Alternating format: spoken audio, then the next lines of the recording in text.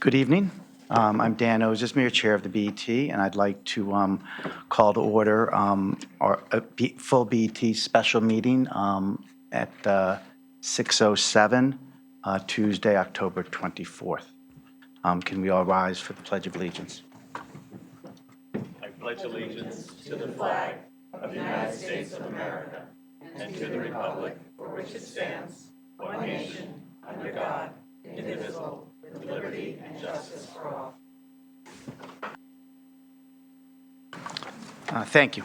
The first item of business is item 2, amend the BET policy for remote meeting access by members. Karen Faciotis, Chair of the Policy and Procedures. Thank you. I circulated earlier a proposed amendment to our meeting, our rules, and there are two sections, the special meetings and meetings and records sections, that there are some changes that we're proposing. The Law Committee did meet right before this meeting, and we voted 2-0 to accept the changes, but there are some minor nits, if you will, that I'd like to read. In the first paragraph under special meetings, it was circulated, I guess, to the Democrats, and we got copies afterwards. The changes that were being proposed and the words, although not at regularly scheduled meetings, was not deleted. That will be deleted in the final version that we vote on. The second change that was suggested was to delete by or to and substitute the word among a quorum of the BET. The reasoning being that we do get emails and communications to a quorum of us would be then considered a meeting. We agreed to get rid of the or to and not substitute the word among, so it would read in any communication by a quorum of the BET. But I am cautioning that according to FOIA, the definition of meeting does include the by or to, but for purposes of our rules, the by a quorum of the BET is how we were proposing it. In the second paragraph under meetings and records, any BET member who attends and votes via electronic participation, we're leaving the word must inform the chair at least 24 hours in advance and changing there to his or her intention to participate electronically. And then we're adding to the end of that sentence, unless extreme circumstances makes it impossible to do so. And then the words, the chair shall promptly advise BET members of any BET member who will be participating electronically. So with that, we voted 2-0 to accept those changes, and I will now move the item for the BET to consider. And I'll second that. Okay. Moved by Karen, seconded by Stephen. Also, I'd like to know Bill Drake is on the phone calling in remotely at this moment. Just so everyone knows that special meetings, members are automatically allowed to call in by phone. Any discussion, or can we accept this motion? Yeah, I just would ask that Bill just identify himself every time he speaks pursuant to the new rule, so, and every time he votes. Thank you. Hi, everybody. It's Bill. Okay, thanks, Bill. Can we accept this by unanimous consent? Okay, that passes 11-01. David, are you on the line? No, 11-0, I'm sorry, 11-0-0, correct.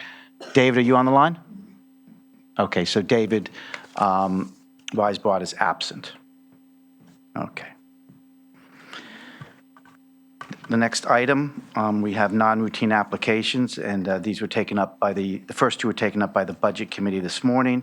Leslie Tarkington? Yes. I'll move the first item, which is LI1 for the library for $33,000 for an additional appropriation for their HVAC. It's actually a boiler system that's currently being funded out of our is an ARPA project, which is the American Rescue Plan Act project. And I'll second. So, in our Budget Committee meeting this afternoon at 2 o'clock, we met with the folks from the library. Joe Williams led the discussion. He explained that they had had some issues with a contractor.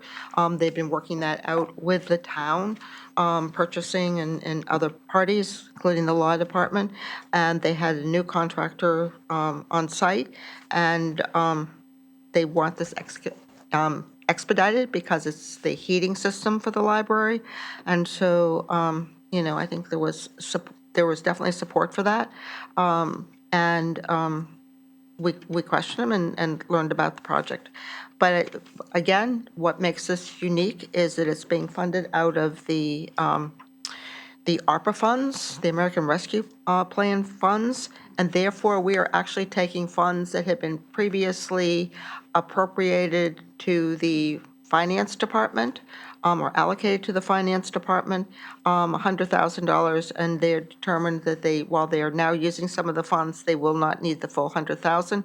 So this project will be funded by those funds. So we're really approving, it's a bit more unusual, not only the appropriation for the library, an emergency appropriation, but also the transfer from project to project of the ARPA funds. Can you move that? I moved it and Leslie seconded. Any objections to accepting that?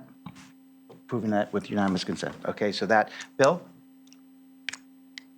Yes, Okay. unanimous. Okay, 11-0-0, David Weisbrod, absent. Okay. Leslie, the next item?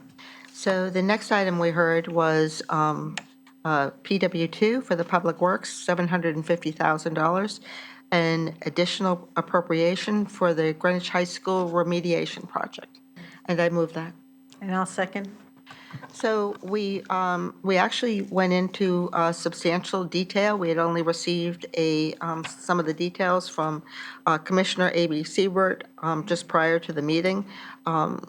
My colleague, Laura Erickson, and I had met with Amy Siebert last Friday. We learned a lot about the project at that point in time. Initially, they thought they would need $450,000, but they worked for the remainder of that day, over the weekend and today, and realized at this point in time they need $750,000.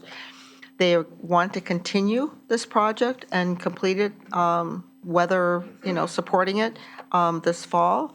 And the EPA and DEEP are just requiring additional soil removal, sort of wider and deeper, and that also increases the cost of the clean soil that's brought in to replace it. There was some talk about whether additional funds would be needed. However, the commissioner came back later this afternoon and said she's satisfied with this amount at this point in time. Thank you. Any discussion? Okay, can we accept that with unanimous consent? Okay, 11-0-0. Thank you, Bill. David Weisbrod, absent. Okay, the next item is a bonding resolution on the GHS remediation, Leslie. So the next was a request for the bonding resolution to support the financing of the GHS soil remediation. We've used bonding throughout this project, and so we discussed this, and I just realized that I haven't moved FI 3 for finance for a bonding resolution for GHS remediation. So I move that. I'll second. So I've given the explanation in advance of the motion. Okay, can we accept that with unanimous consent? Okay, that passes 11-0-0. David Weisbrod, absent. Okay. Our next item is ED1, Board of Education. Leslie? So the next item is ED1, the Board of Education. This is a request for an additional appropriation of $42,017,000. This also was placed on the special meeting of the Budget Committee. We agreed in advance upon the following language and certainly process. Discussion and vote will be deferred to the full BET meeting since the meeting is scheduled for 6 PM the same day, and the same day is today. So that statement was made, and we did not discuss this item, and I expect we'll be discussing it now. Thank you. So before we get into the item, just a couple of bookkeeping issues. We have a relatively full room here. We have our Fire Marshal Chris over there in the corner, and he will be monitoring the room. If it does get full, he'll be asking people to move to the Mazza room, which is set up for overflow. I absolutely ask everyone to be very cooperative and respectful of Chris's request. Thank you. Okay, in terms of this item, the way I plan to proceed with this is we're going to get a short comment from Tony Turner, the Building Committee Chair. Then there's going to be a slideshow, which will be done as quickly as possible from the professionals. After that, I intend that the members of the board can ask questions to the professionals. I would note that all questions go through the chair, and it's very important that we keep our discussion at that point to questions to the professionals and to Tony. Any discussion about general views on the project or other things, I will ask people not to refrain from that during the question process. After that, people will, the board members will go to discussion, and at that point, I'll ask if anybody wants to make any comments. I think for the first time, let's try to each make one comment, if that's what they want to do, and not go back and forth. And after that, if that doesn't get it done, then I suppose we can go to a more general freewheeling discussion. Any thoughts on that? Okay. Thank you. Tony? Mr. Chairman, thank you. Thank you so much. First of all, I want to be sure to say a thank you to everyone for hearing the building committee on its request for a special meeting. I know we did that probably 10 or so days ago, and everybody rallied, and we have not taken for granted the administrative component that goes into putting something together like this, and we are very, very appreciative of that. Mr. Chairman, what I'd like to do is to have make a couple of minutes worth of remarks, then have our professionals go through our slide presentation, and then open it up for questions afterwards, if that's okay with you. Yes. Okay. First of all, introductions. We have tonight with us Christina Downey, who's the Vice Chair of the Board of Education, and of course, Dr. Tony Jones, the Superintendent of Education. I wanted to be sure that they were here tonight because we want to be sure to put forth the image of partnership. The Board of Education and the Building Committee both have agreed on the number. We've agreed on a lot of things. We've disagreed on a lot of things, but we're here. And I think it's very important that we point out that partnership and what we have agreed on. To my right are all of the professionals. They're going to be introducing themselves just in the interest of time a little later. Our owner's rep, our architect, and of course our construction manager. And I want to be sure that this is another group that has worked tirelessly, and they're supposed to because they get paid, but they have worked tirelessly weekends and nights, as have the volunteers to help us along. They've been fantastic about meeting deadlines and so forth. So I want to be sure that you all know that the brand of Greenwich means a lot to vendors, and they have certainly rallied around that. Next, I want to talk about the committee and then move into my final 1 minute of remarks. The committee is sitting all in the front row, and we want to be sure to say thank you to the committee members. We've had over 90 meetings since we started, 14 or 15 months ago. Likewise, we meet, or we're all on emails on nights and the weekends. Claire Kilgallen, our vice chair, is clearly our Energizer bunny, and she keeps us all motivated. But I want to be sure to recognize that. I spent 3 years, as you know. Excuse me. I think it's really important that people refrain from clapping during the discussion and during people's presentations. I mean, first, I do want to thank everyone for coming out. I mean, there's a lot of interest here, but we need to recognize that, we have professionals here, we have our building committee chairman, and we have a lot of hardworking volunteers on this podium here, so please respect that. Thank you in advance. Thank you, Mr. Chairman.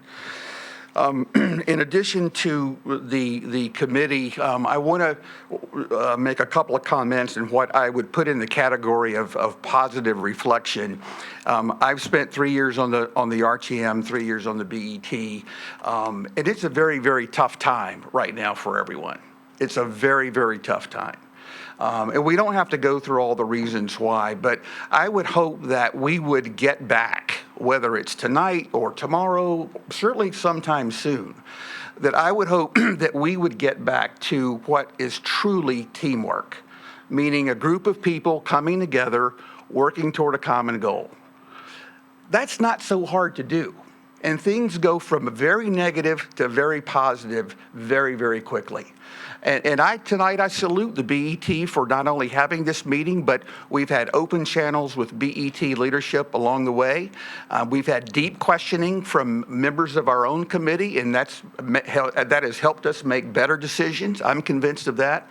So I would hope going forward that we could get past the bumpy road that we're in and move forward in a positive way. And I think I'll have a few more remarks about that later.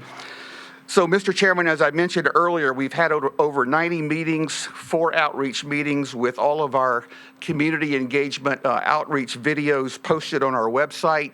We've had 2 exclusive meetings with our neighbors. We've posted answers to over 200 questions on the website, 5 RTM quarterly reports.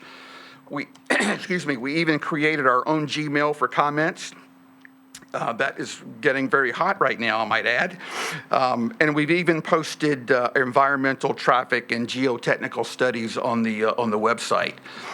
From our professionals tonight, you're going to hear about a proposed new school that will be safe, it will be secure, of quality to last for 75 years, that facilitates an advanced curriculum and special ed programs that collectively in all aspects has been vetted by multiple experts in terms of cost and school construction in their field. You're going to hear tonight about a new proposed school with the best design for a highly constrained property, is supported by the community, has a sustainability component, meets the Connecticut high performance energy building standards. And I think the thing that I'm the proudest of is that it's going to provide an unmatched, strong sense of place and experience the asset and its environment that is heretofore been unmatched. We have struck the right balance with many groups. I hope we will strike the right balance with you tonight. And there is a sense of urgency to move the project forward. We'll say a little more about that later. If we could go to the next slide, this gives you a different view of the proposed Central Middle School. This is about halfway back from the entrance on the street, and you can see how it blends in nicely with the landscape all the way from the far left-hand side over to the far right-hand side. What we're going to talk about tonight, more specifically the professionals, if we can go to the next slide, are really just these 3 things. And we're going to do this very quickly.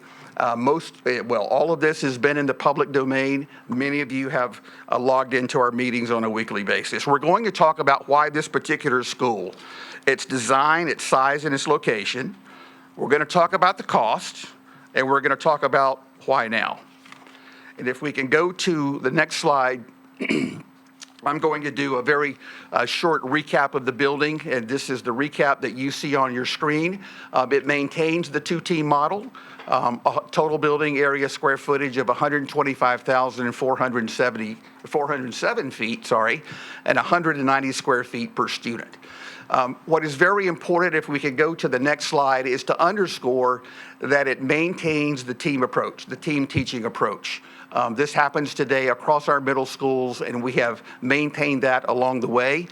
You will see that we have preserved the auditorium. We have preserved several other items, even in the revised ed specs, that we think will continue to give parity with the other middle schools.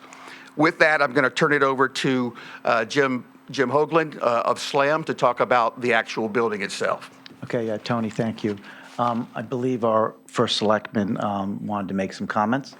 Is this? Yeah, because I think we're going to go in the presentation. If you need to leave, is this a good time? I mean,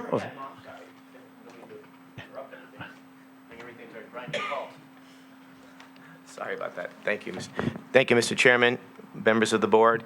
And yes, I stand here tonight in strong support of this project and of the work that you've all done, the work that the professionals and the volunteers and the building committee, Chairman Kelly and the BET and the BOE, and to say that thank you for the clarification. I think Ms. Tarkington had reached out on the MI. That was very, very helpful to bring it to this point.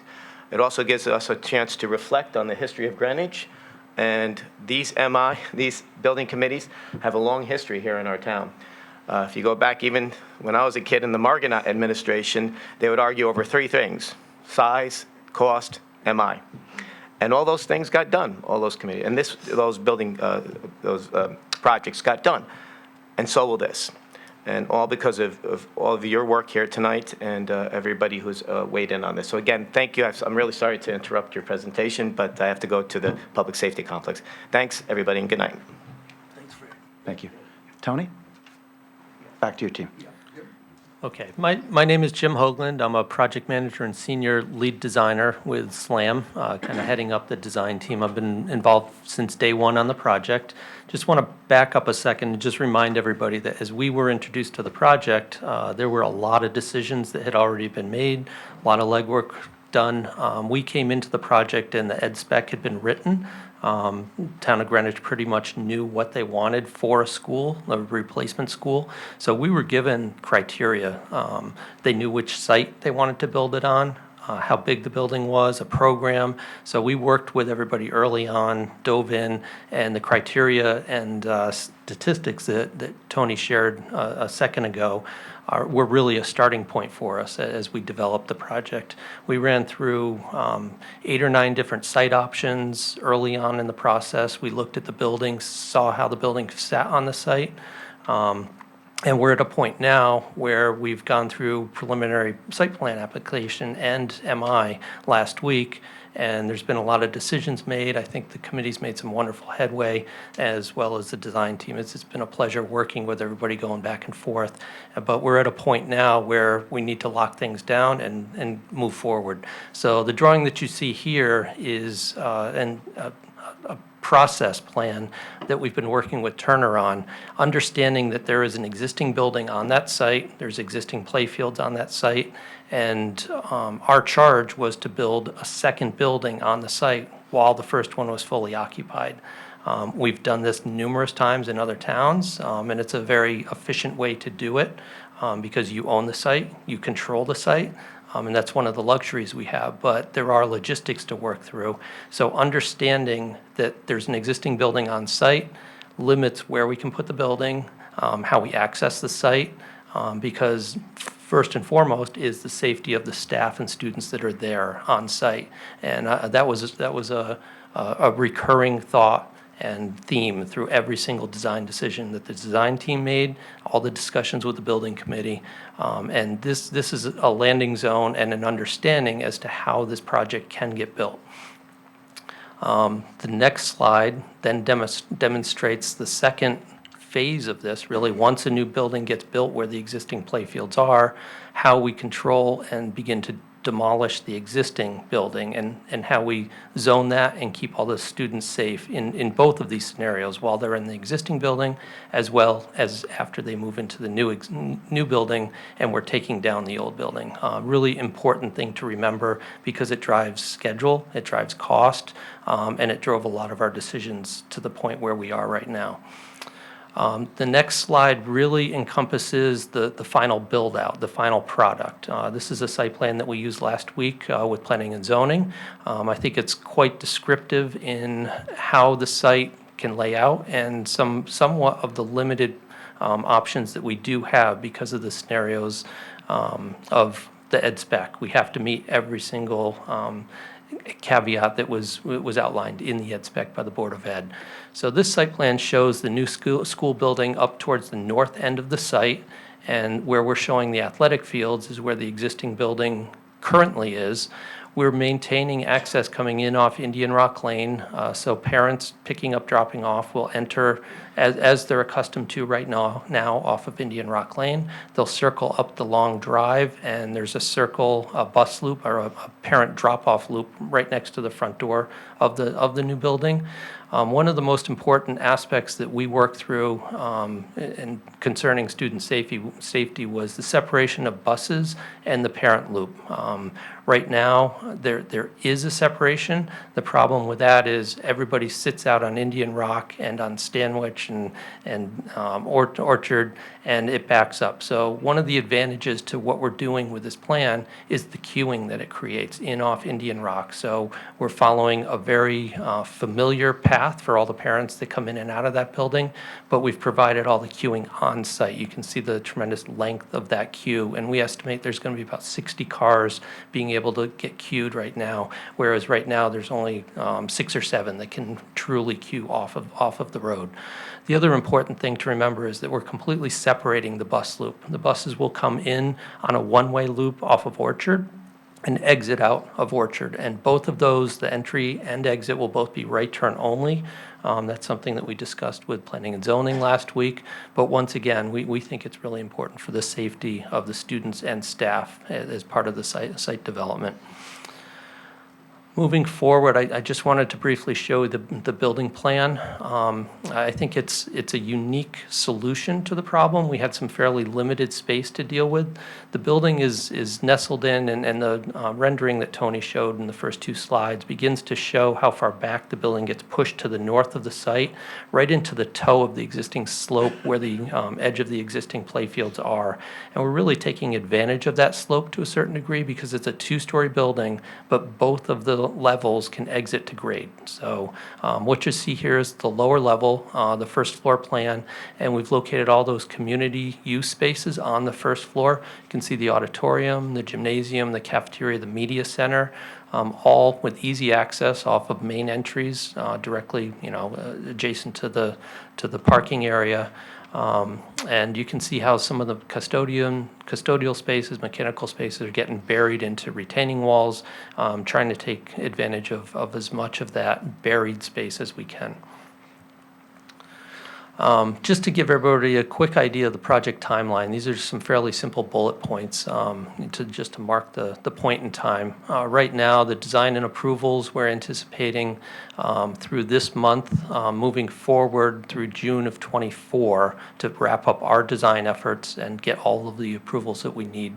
Construction bidding and awards will happen next summer, starting next summer in July, and we anticipate most of the contracts being awarded by October of '24, which will allow construction to start October of '24 and then run through June of '26. Occupancy and FF&E move-in would start in June. We anticipate probably a 2-week move over with staff and equipment. But then the months after that, we'll be moving in new furniture and really coordinating the logistics of the building. And once that happens, the existing building gets cleared out, and it allows us the demolition of the existing building starting in July, and we're anticipating wrapping up everything in November of '26.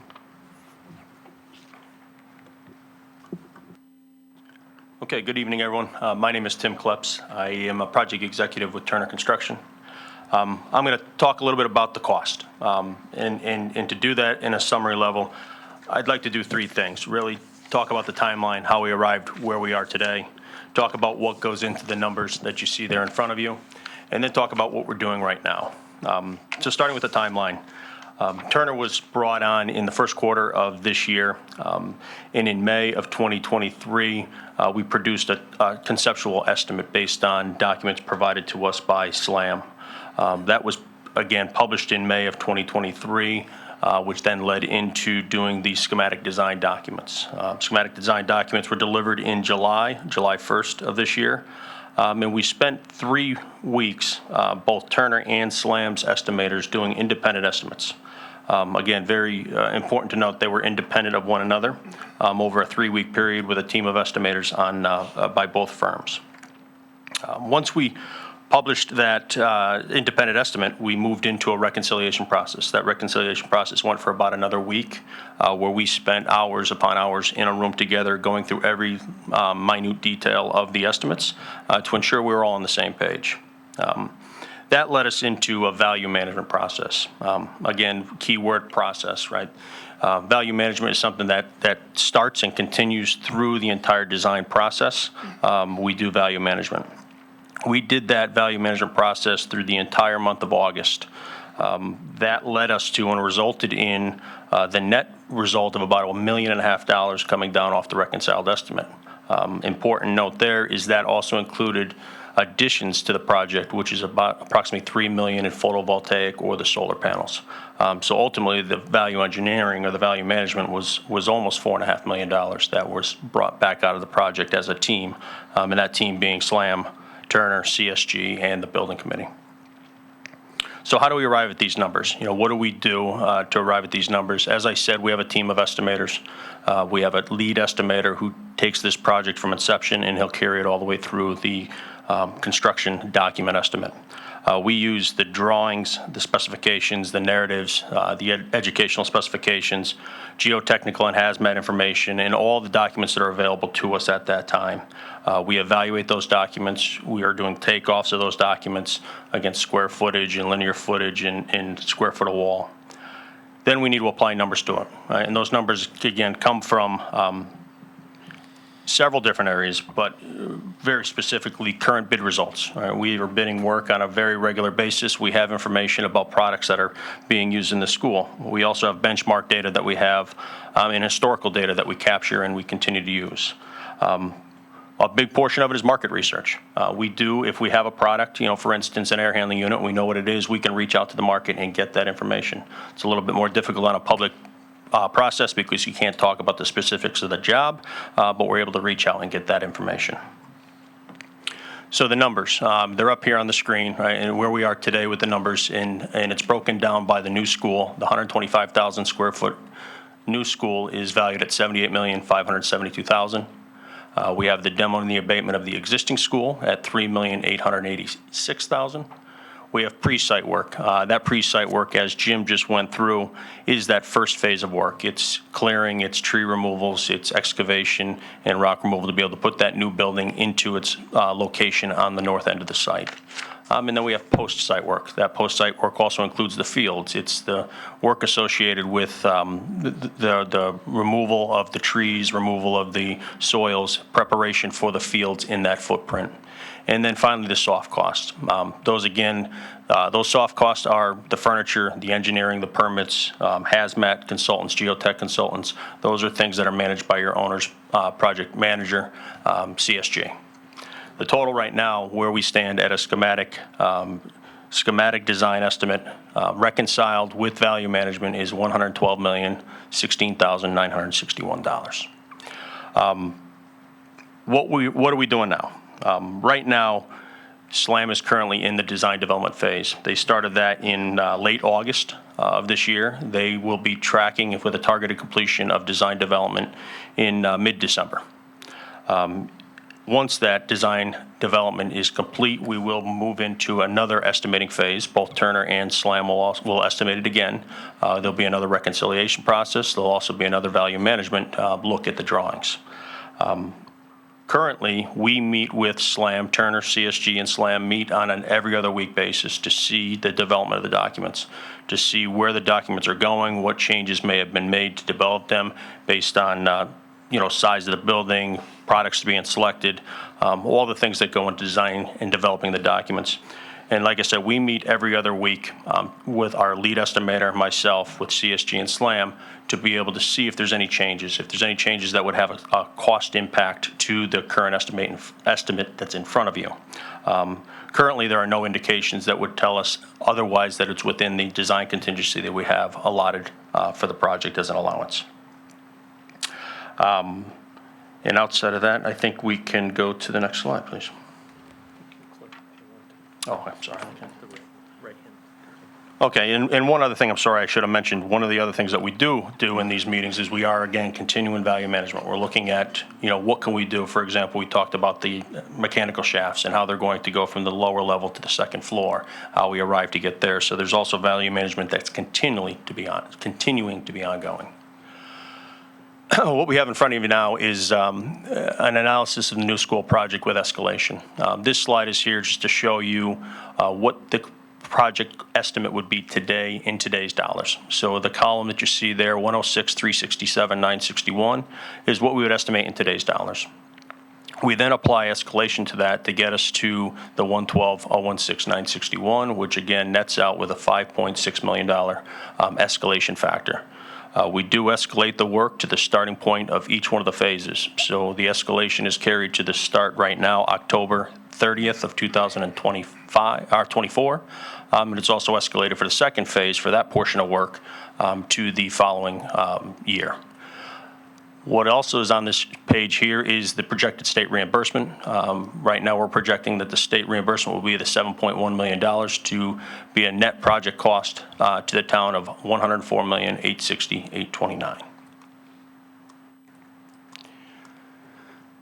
Here we look at regulation-driven cost.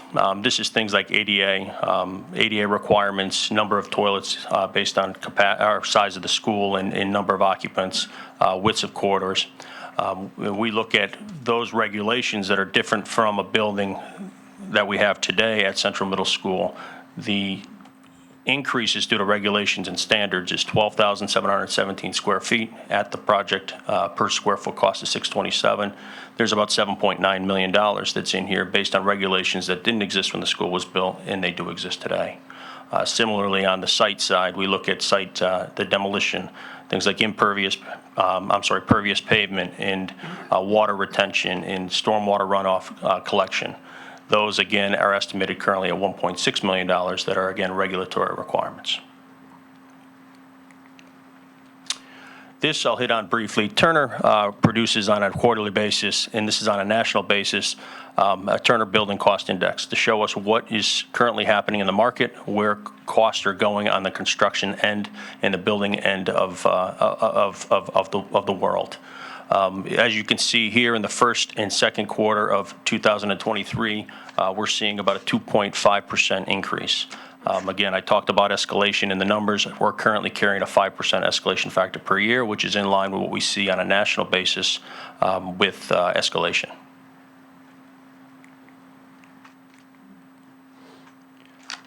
So why now? Everything that I just went through, I don't know if this is cutting out, but each of the slides that I just went through, talking about cost and talking about numbers, are all based on start dates that are in the schedule. Again, we escalate to the start date of the work. So in order to meet that, we have a current critical path as we look at it to how we get to that 10/30/24 start date, and that's what this slide is looking to show you. As I said earlier, SLAM to issue the DD documents, the design development documents, is slated for 12/13, mid-December of this year. We will do an estimate and a reconciliation between the 14th and the 29th. That's a 6-week period to be able to get through the estimate, go through the reconciliation. We have a budget alignment phase with the town of Greenwich, and then we have SLAM proceeding into CD or the PCR set. PCR set is plan completion review. It's a state requirement in order for us to get the approval to go to bid. Once that set is available, it gets issued to the authorities having jurisdiction here locally as well as on a state level. That has to go through a review process, get comments back, get them taken into account by SLAM, and then get issued for a PCR meeting with the state. We have the PCR approval in June of '24. We go into procurement, as we talked about earlier, to get to a guaranteed maximum price that needs to come to the town for approval. And then we have an award phase and an onboarding phase to get the subcontractors and our trade partners ready to go and ready to start on 10/30. So you can see that this is an end-to-end schedule. This is something that, in order to meet that 10/30 date, there's a reason behind it. There are also other things that come into play with this that happen concurrently in the background. Again, you hear things in the state about an SDR, an SDR and a DDR, right? A schematic design review and a design development review. Those are happening in the background, but within the time frame of these items. At this point now, we haven't submitted the grant application and haven't started the SDR or DDR today.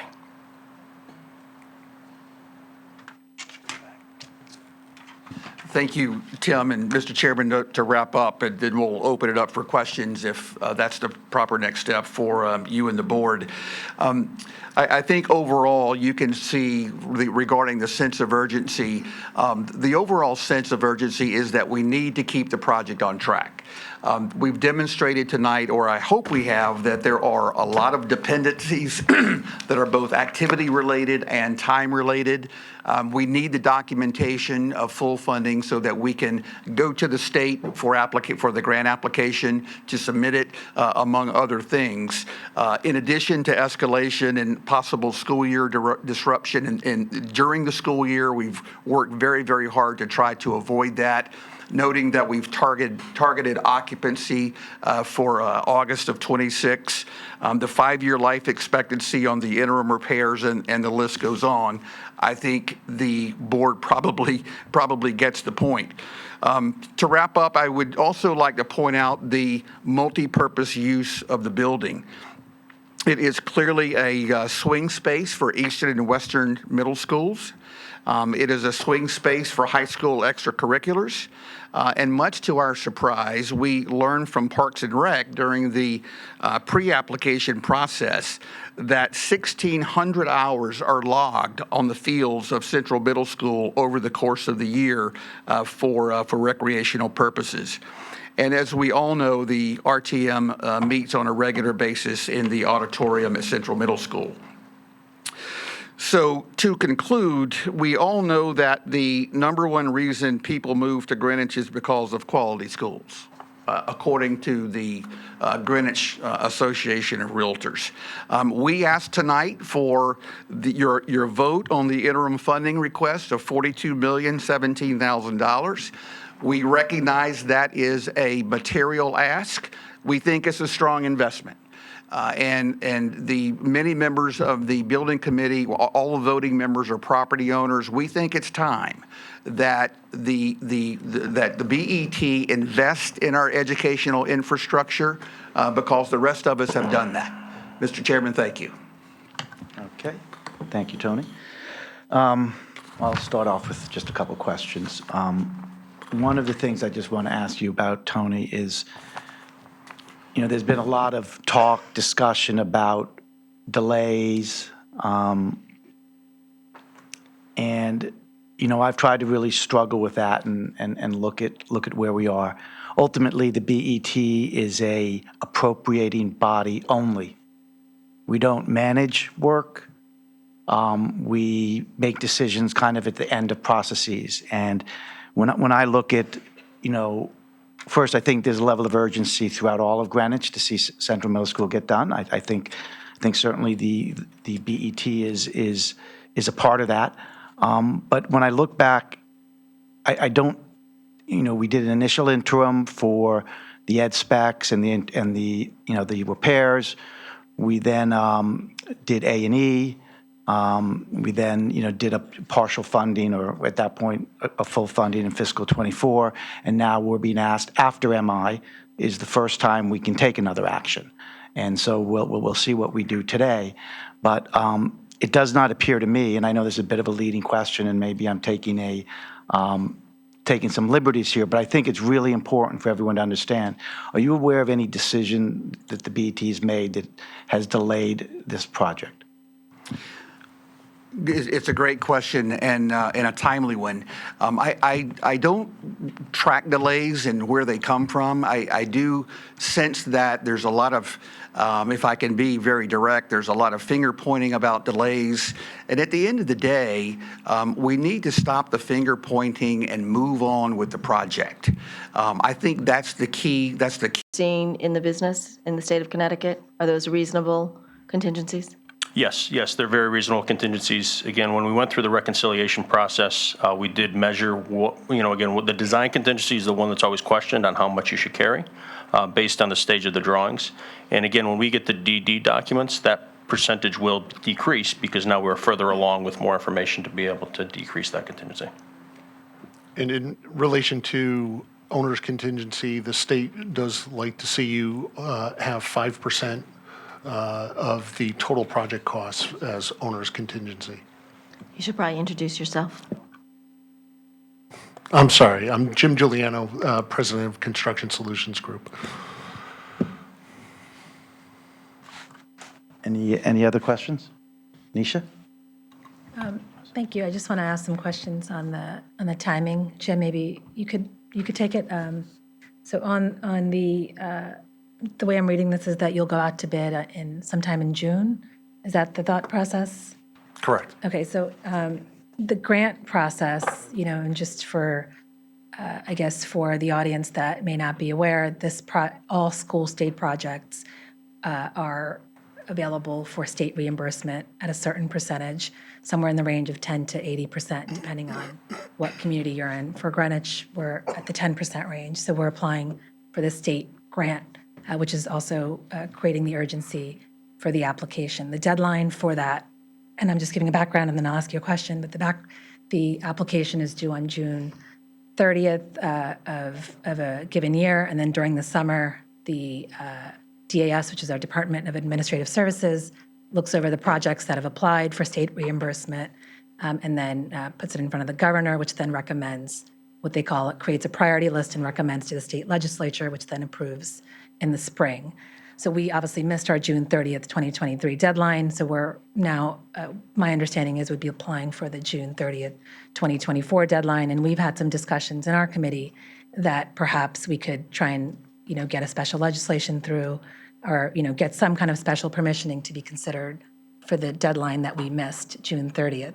If you could just kind of help walk through what that process would look like and, who's involved and, what the reality of that is. I just want this community to have a clear understanding of the practicality of, asking for, in some sense, an exception, or are we kind of still on track? So in relation to your question as to whether or not we can pursue special legislation, as I think your legislative body has stated at one of our building committee meetings, that we can't seek special legislation until we have a grant application submitted. So the urgency for getting the grant application submitted obviously is something that we want to do in order to try and pursue special legislation on two counts. One is to back on to the list. Yep.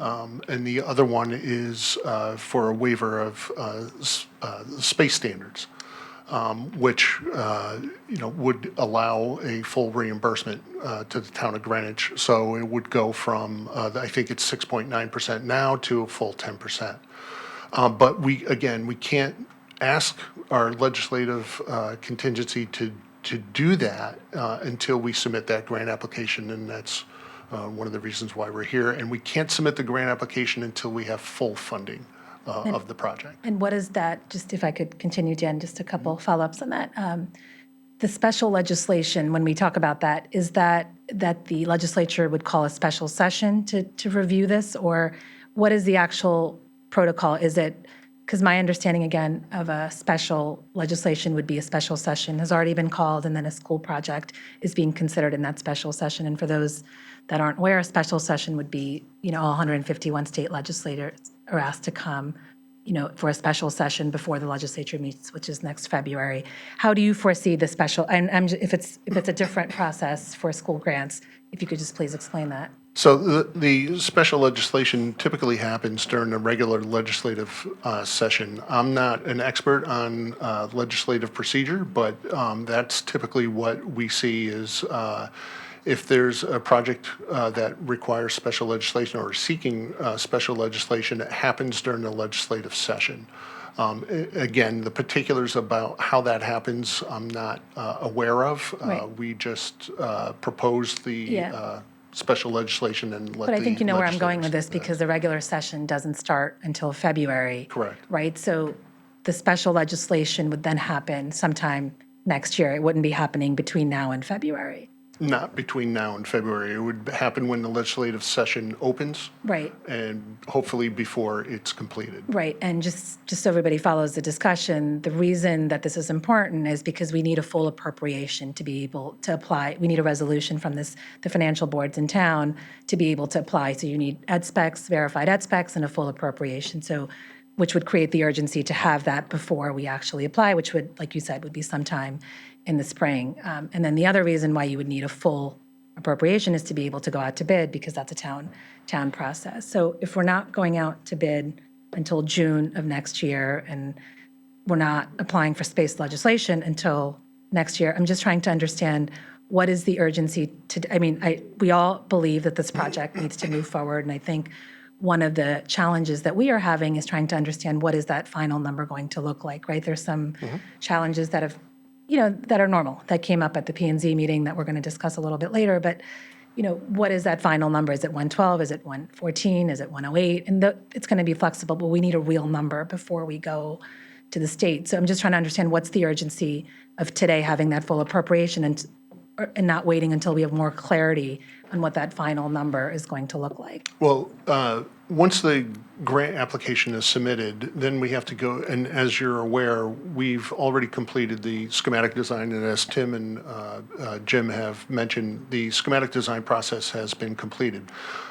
When you submit a grant application, you have to go through a process, and that process includes 3 reviews from the state. The first review is the schematic design review, the SDR, in which the professionals will sit down with the state, they review the drawings, we review the budget, and a number of other things, some regulatory issues. From there, the state will make some comments. Those comments will need to be incorporated into the documents for the next review, which would be at the end of design development, which currently is scheduled for mid-December.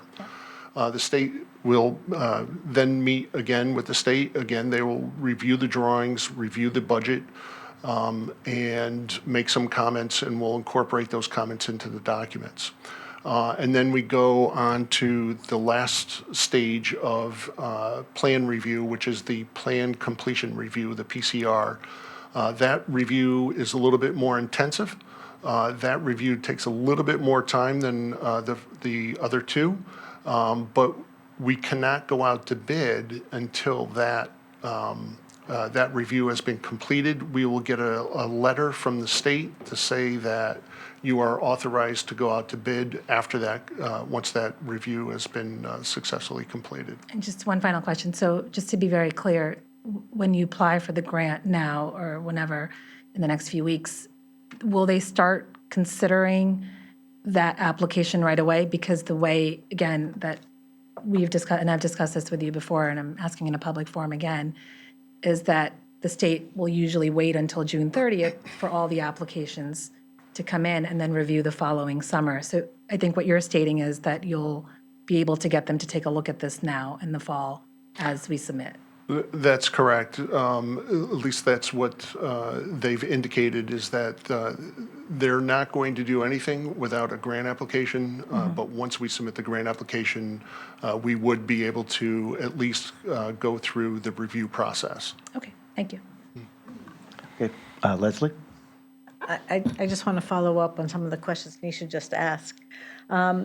You talked about the time frame it takes to go through these steps. The PCR process, that could take up to 4 months. Is that right? Or what's your experience and how long it takes them to go through that review? No, well, depending on how complicated the project is, we're managing another project here in Fairfield County, quite a large project, $239 million new high school. That PCR process has taken 3 weeks to date. We anticipate getting the final resolution by the end of this week, so that's about a 4-week period. But that's a very large project. I would anticipate that this, based on my experience on a project of this size, it'd probably take about 2 weeks, maybe 3 at the most, once we have our initial PCR meeting. Okay, that's faster than my last project with the state, which is great.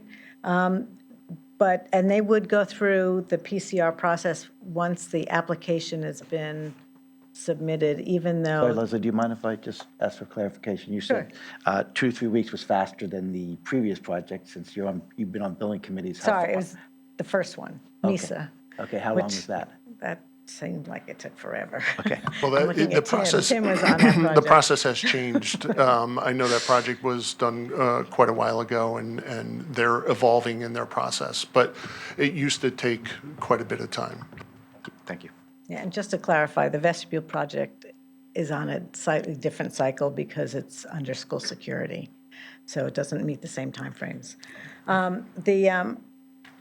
But they will go through the complete PCR process even, so if you submit the grant application today, it assumes you're on the list for June 24th priority June 2024 priority list. Correct. For the 2025 legislature action, but they'll complete all of their work in the office even before June, just keep you on schedule, because you want to be out to bid in July. So the risk to the town, if we go out to bid in July before the legislative process has been completed, is that we don't know if we're getting funding.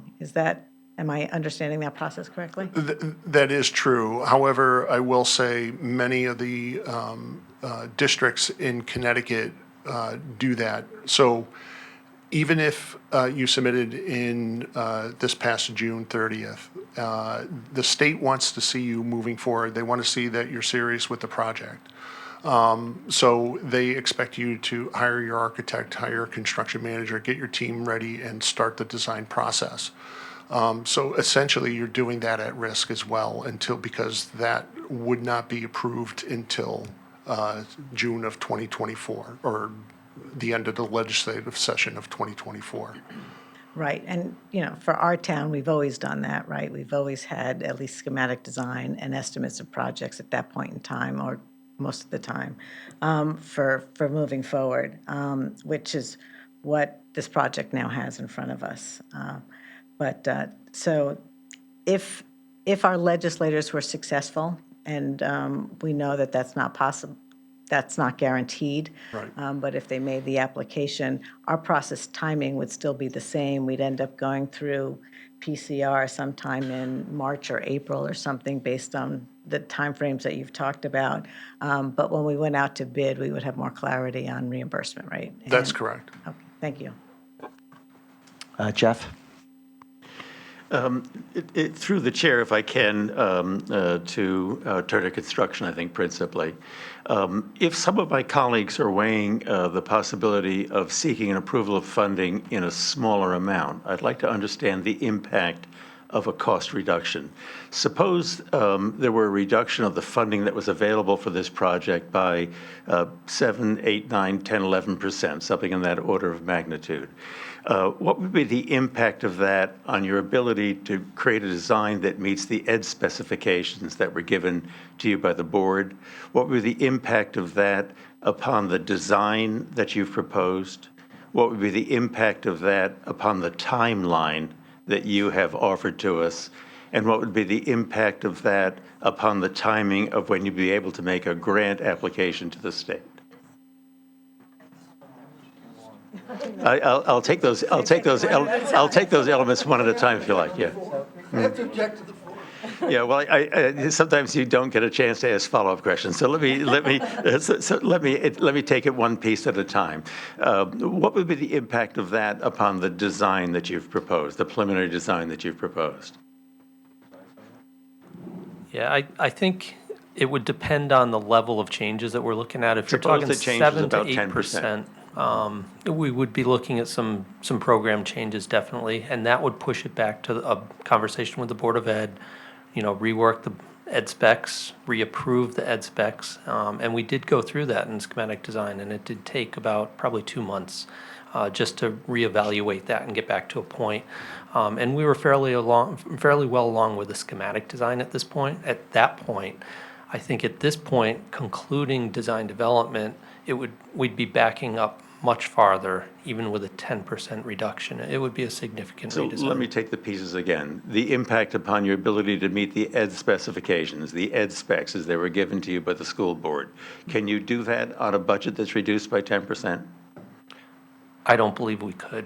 Yeah, we ran through that exercise when we were doing the value management, and we looked at some space reductions. The preliminary design that you developed, can that be retained, or does that need to be reworked too at a reduction of 10%? I think it would depend on where the 10% came out. It's a series of puzzle pieces, so we can't just take out a single program piece. Well, it's your puzzle. Yes. It's our dollars, but it's your puzzle. Absolutely. All right. How about the timeline? What is the impact upon the timeline of reduction, let's say, of 10%? Yeah. You want to take that one, Tim? Well, I think you have the packet printed, and on the screen there, we went through this as a team and prepared for this particular type of question. And as Jim said, with those types of reductions, it goes back to really a whole new program, right? It goes back to remassing the building to be able to that kind of money out of the budget. Would require a reduction in square footage. It would require a remassing of the building, really putting us back to the schematic design phase. So if you look at alternate number 2 there on the screen, we're looking, if that decision was made today in October, we'd need revised ed specs. We'd get the approval of those revised ed specs. We'd be looking at a schematic design phase for about 3 months, going back to estimating for a month time frame, and then going back to DD that we're in today. That alternate 2 that you see up there equates to about a 9-month delay to the schedule. And the application that you've made and gotten approval of for municipal improvement, the so-called MI, would that have to be resubmitted as well? I believe that would be, yes, sir. Okay. And that too would delay the timing on the application for the grant application for the funding from the schools, correct? That's correct. One more question, and then I'll relinquish if I may. With the approval of a funding that takes place as part of the application for approval from the state on the grant application, can you make that application when the funding is conditioned, or must it be free of conditions? Free of conditions. Thank you. I have nothing further, Mr. Chairman. Okay, I just Yeah, I I'm just want sorry. I just wanted to ask one clarification. In a discussion a few weeks ago, I did ask Margarita Alban that question of whether or not, if the size of the school changed,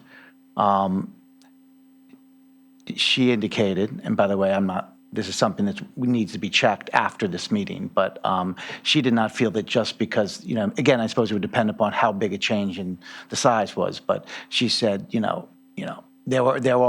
there is a threshold of when she would care again and ask for new MI. Because remember, you guys are going to be submitting a final site plan as well. So I'm not trying to say that authoritatively in any way, and I don't want that to be expected, but that's certainly something I heard and something that, Tony, you and your team should just check into and see what, get that clarified. Thank you. Karen. Yep. Thank you for your presentation. I'm pleased that you're doing all this value management throughout the project, and that's certainly helpful.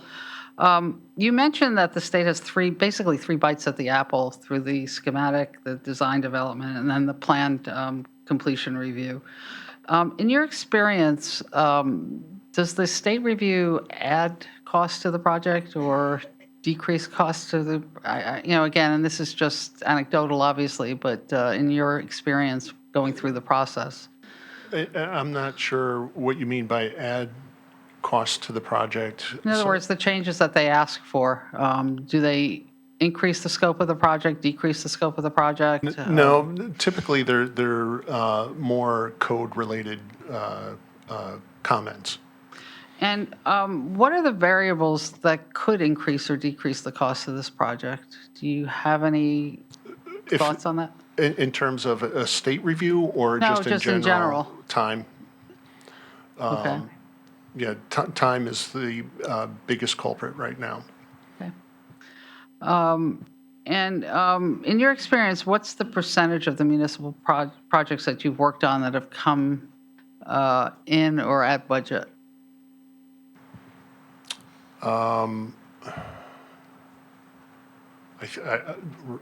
Geez, I've not been involved in a project that has been over budget to date that I Okay, can. good to know.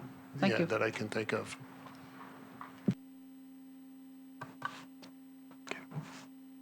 Okay, so Miriam and then Leslie Talkington, is that okay? Leslie?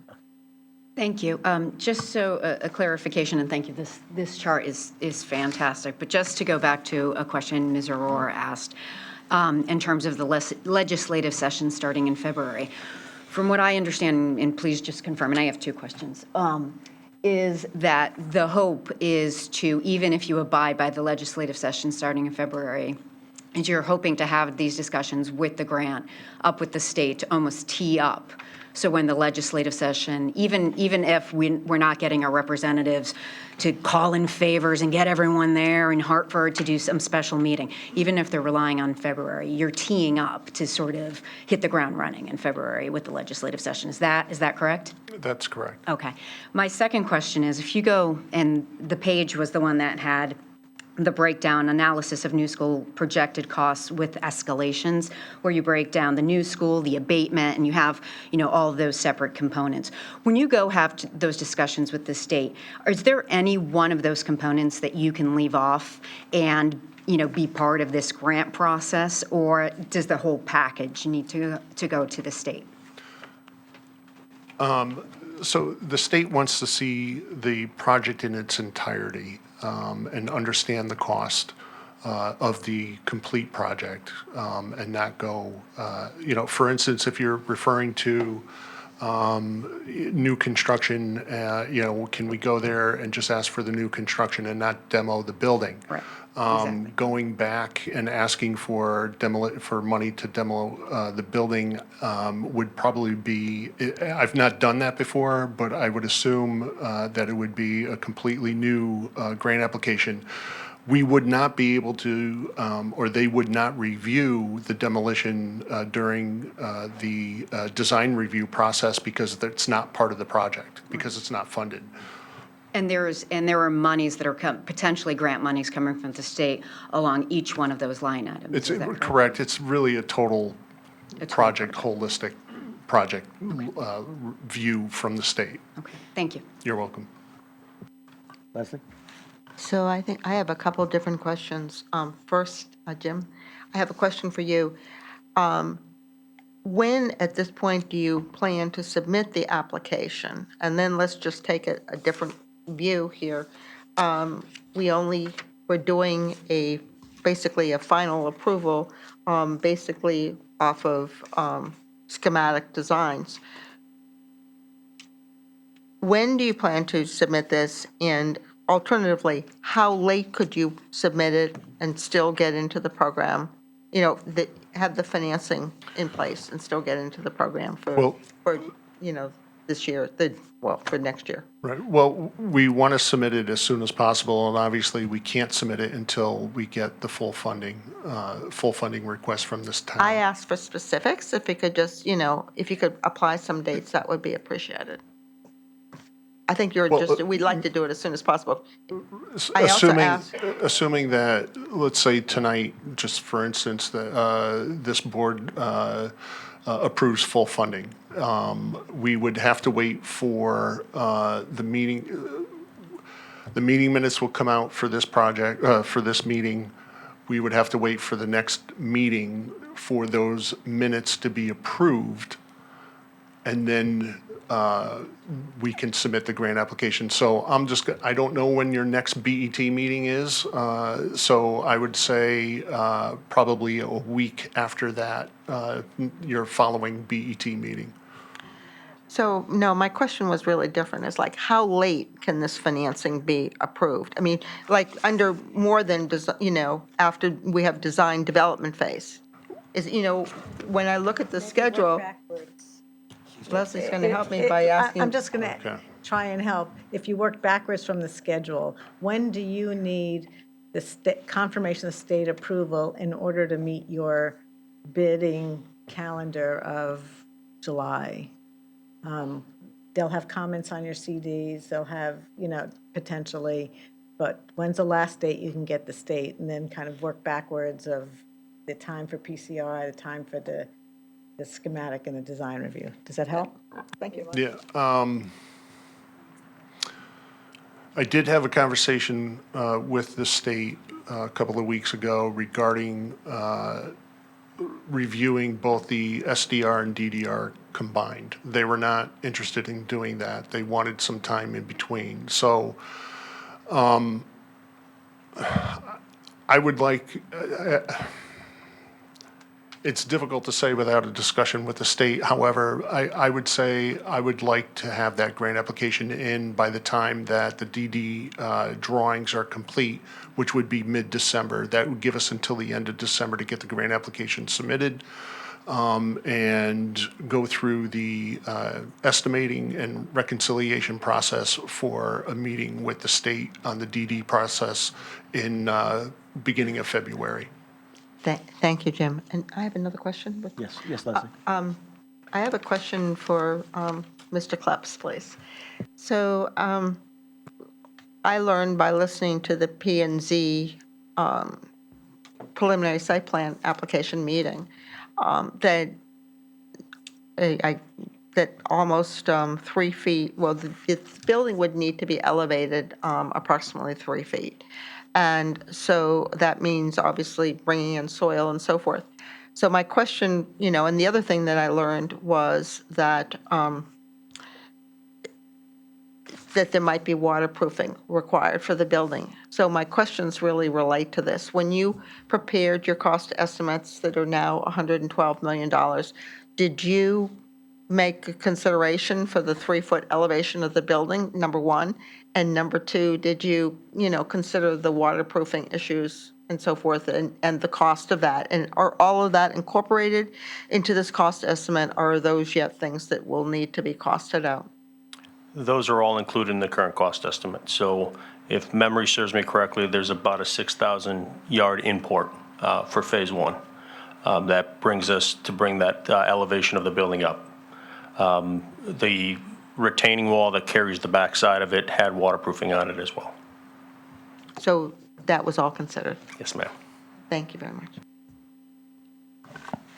Okay, Karen, did you have a follow-up question? Yeah, I was just curious as to your remarks that you would have to wait until we approved the minutes to our meeting. And the RTM also has to approve, obviously the appropriation if it is approved tonight. Would you have to wait for their approval of minutes too? I believe we would. So I they think don't meet- the appropriation, if I'm not mistaken, really is it by the RTM? Are they the approving authority, or is the BET both? Okay. So we would have to wait for the RTM. That's correct. So they don't meet until after their special meeting until December, so you would have to wait until December before you got the appropriation. If that's when they meet next. Okay, thank you. We have Jeff, and then was Nisha, did you have? No. I do have a Jeff, question on let's, this. let's go, Jeff. renewing my consideration of the hypothetical before and focusing my attention on Turner Construction again, if I may. So you ran out figures in the presentation that you just made, which ran, including the soft costs and furniture, fixture, and equipment and all the rest of it, at about 106 million and change. And then you added a delay factor because the project isn't being done today, it's being done modestly in the future. The cost of a delay, if I understood your figures, was about $5.7 million of additional cost. Do I have your figures about right? Yeah. Yes. If you... But Jeff, can I just ask for clarification on that? Sure. Thank you. Again, I want to focus on this word delay. I think it would be expected in a project that you would have many different phases. Okay, at this point, the escalation that's being priced into what you have isn't assuming any delays, it's the phasing of the project. I had just no wanna- sinister intent with delay. I Tim, just is meant that- the lapse of time. No, I'm just. I'll use the word lapse of time. I apologize, but Okay. just given the Okay. sensitivity of Okay, that all word, right. I also want to make sure, because in any project, there's a phasing, and you're saying as the That work is gets done. Yes, that's a fair clarification. It's not a delay, it's escalated to the start of The construction. consequence of a lapse of time was $5.7 How million. about if you don't mind phasing, but Jeff, you can continue. All right. That wasn't quite the thrust of the question. It was a piece of background. If I experience a further lapse of time as a consequence of a budget reduction of, let's say, $9 or $10 million, is it fair then to say that savings of $8 or $9 or $10 million would, however, suffer a further cost escalation from the lapse of time of something similar to about the same $5.7 million? Yes, that is fair, yeah. So if you looked at the current construction costs that are in they're in the current budget, and we took out of that the staff and reimbursables on Turner's end, take 5% of that and then divide it by 12 will give you a number that'll say what escalation is estimated to be for each month of delay. That number is about $390,000. And a cost reduction of $10 million with that lapse of time would actually have a net consequence of a savings of $4 or so million. Yes, sir. Okay, thank you very much.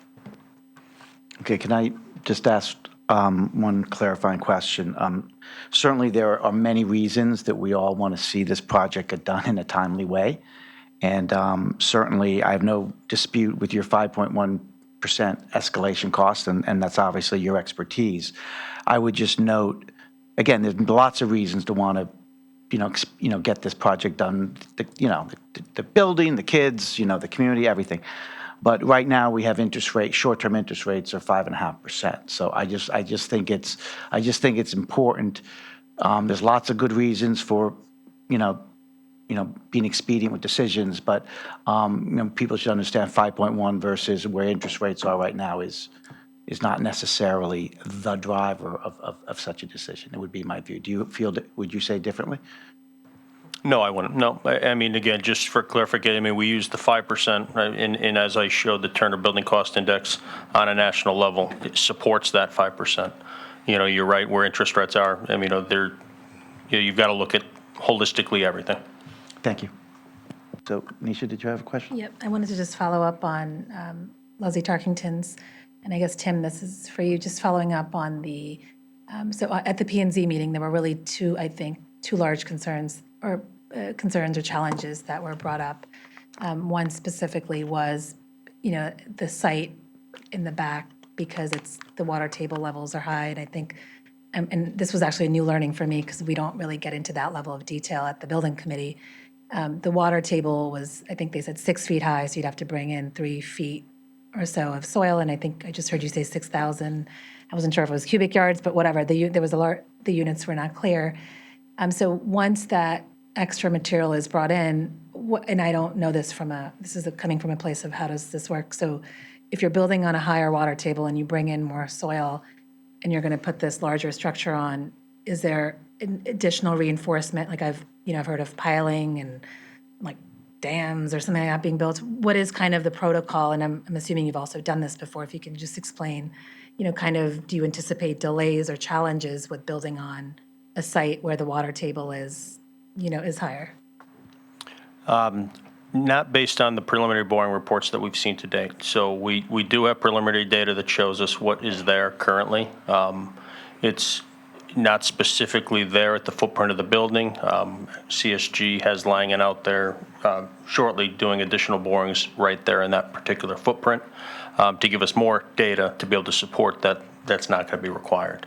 So you just to be clear, you would just bring in the additional soil and then put the foundation right on top of that? Yes, ma'am. Right, sounds good. And then the second, and these are just the challenges that I caught on to. I know there were other things like sewer, et cetera, that came up, but I didn't follow that discussion as well as I did on the ledge. So the ledge, I know there's some ledge in the hill, which we'll have to blast. Do you have a sense of how much ledge will have to be removed? And do you plan on chipping it or do you plan on blasting it? What is the framework that you've kind of factored into? Because I know some of that is included in the cost of the project. What are you anticipating? How much and how are you going to go about doing it? Let me start with the process of doing it. We won't know until we get in there, right? We need to know how hard the rock is, whether or not the rock could be removed by mechanical means or it needs to be blasted. We typically and try to minimize blasting at all costs. We'd rather do it with mechanical methods. We do have rock removal in the estimate based on the cubic yards of rock removal in both phases, more so in phase 2.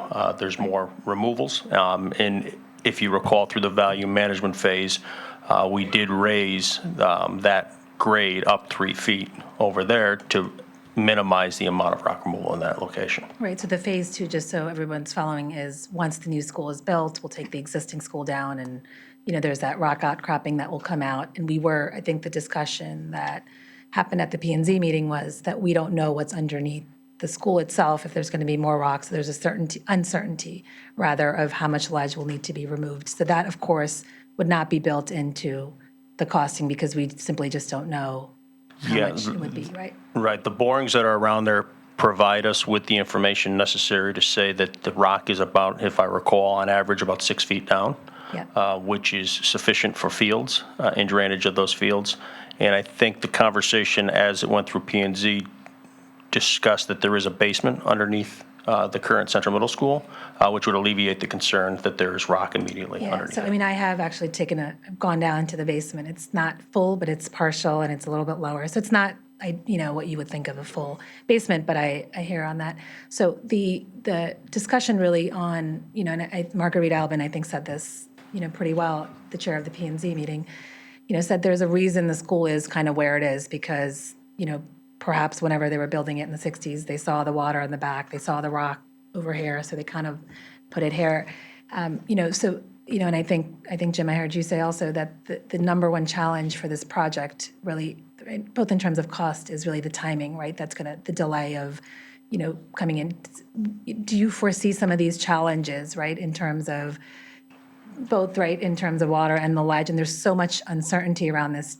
What kind of, I would say, cushion should we expect as a community? What could go wrong? Or not even wrong, like what kind of challenges could we foresee in that? In terms of timing specifically, and, Jim, either you could answer or Tim. I know we have two Jims there. I know that we've run through these scenarios Yeah. with the building committee, the DRC, and I think it's one of the reasons we ended up landing on the solution that we did, because we knew, based on our initial geotech report, was, the water level at the existing fields was 6 feet. The highest point of water was 6 feet below those fields, and now we're adding 3 feet of soil on top of that. So those lowest water points will be 9 feet below the existing building. And then when we're starting to look at the rock removal on the other end, where we're putting the play fields, the geotech report told us, where they thought the rock was on that side. So I think the approach is sound, and we went through some subtle adjustments through the design process. At one point, the building was located lower, and as we pulled that up, we worked very closely with Turner, and they were pricing things out, and we weighed the rock removal more, less, bringing fill in. So I truly think that we've landed on the right solution, and I think the cost and the estimates that have been done will cover all that work. I don't anticipate any other unexpected costs or time. And one more, part on the ledge removal in phase one, which is the ledge that you would remove in the back into the hill where, where the new school would go. I know you've done many projects where, there's an existing school on site, operational while you build, on the same campus, certain feet away. In this particular case, as you know, the existing school has some temporary shorings that have been put in place, 5-year temporary fixes, which by the time you guys get going will be 3 years or 2 or 3 years remaining by the time we break ground. Do you have any concern that some of the rock, because you don't even know if you're going to chip or blast at this point, do you have any concern that the structural integrity of the existing school, while it's operational, and I don't know if you've ever dealt with this before. I know you've dealt with an existing operational school, but have you dealt with an existing operational school where the structural integrity of that school is impaired, right? And then you're, doing heavy construction, rock blasting, et cetera, nearby.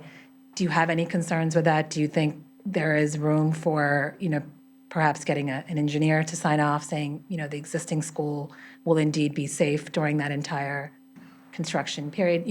Is there room for something like that? Yep, and at this point, not knowing the exact mechanism of the rock removal, it'll be a big factor. And the engineer that signed off on the structural integrity report of the existing school is going to have to come back and look at that. And there's a timeline involved with that. So as we get down the road, it's something we should definitely consider. It's something that you have not to date looked at, right? Meaning that you've not asked that engineer that did the initial report on the school to opine upon construction or rock chipping or blasting we received the report, we've reviewed the report, we haven't had direct conversations with the engineer, but he will have to be re-involved as time elapses and we get closer to that 5-year The reason I window. want to ask these questions now is because it would be important to know that up front, right? Because, for example, right, before we get even too far along the grant process, if that engineer says, that building could be, compromised, right, during the construction, then we'd have to think about how to move this process forward, at the very least, figure out where are the kids going to go, right, during the construction phase. Doesn't mean we couldn't stick to the same plan. It just means we would have to have a plan for the students. I mean, would you agree to that, or? If I may, there are a lot of opportunities and options when it comes to rock removal, right?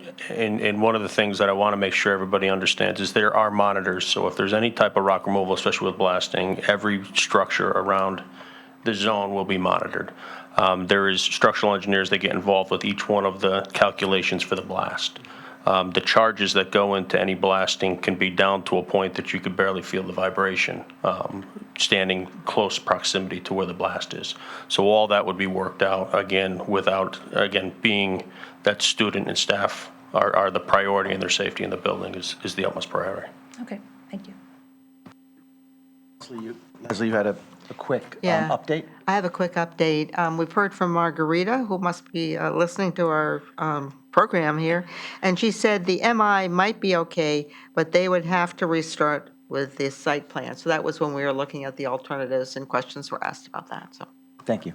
Leslie, did you have a question? Yeah, I just wanted to kind of turn from the processes of approval to the design and the proposal in front of us.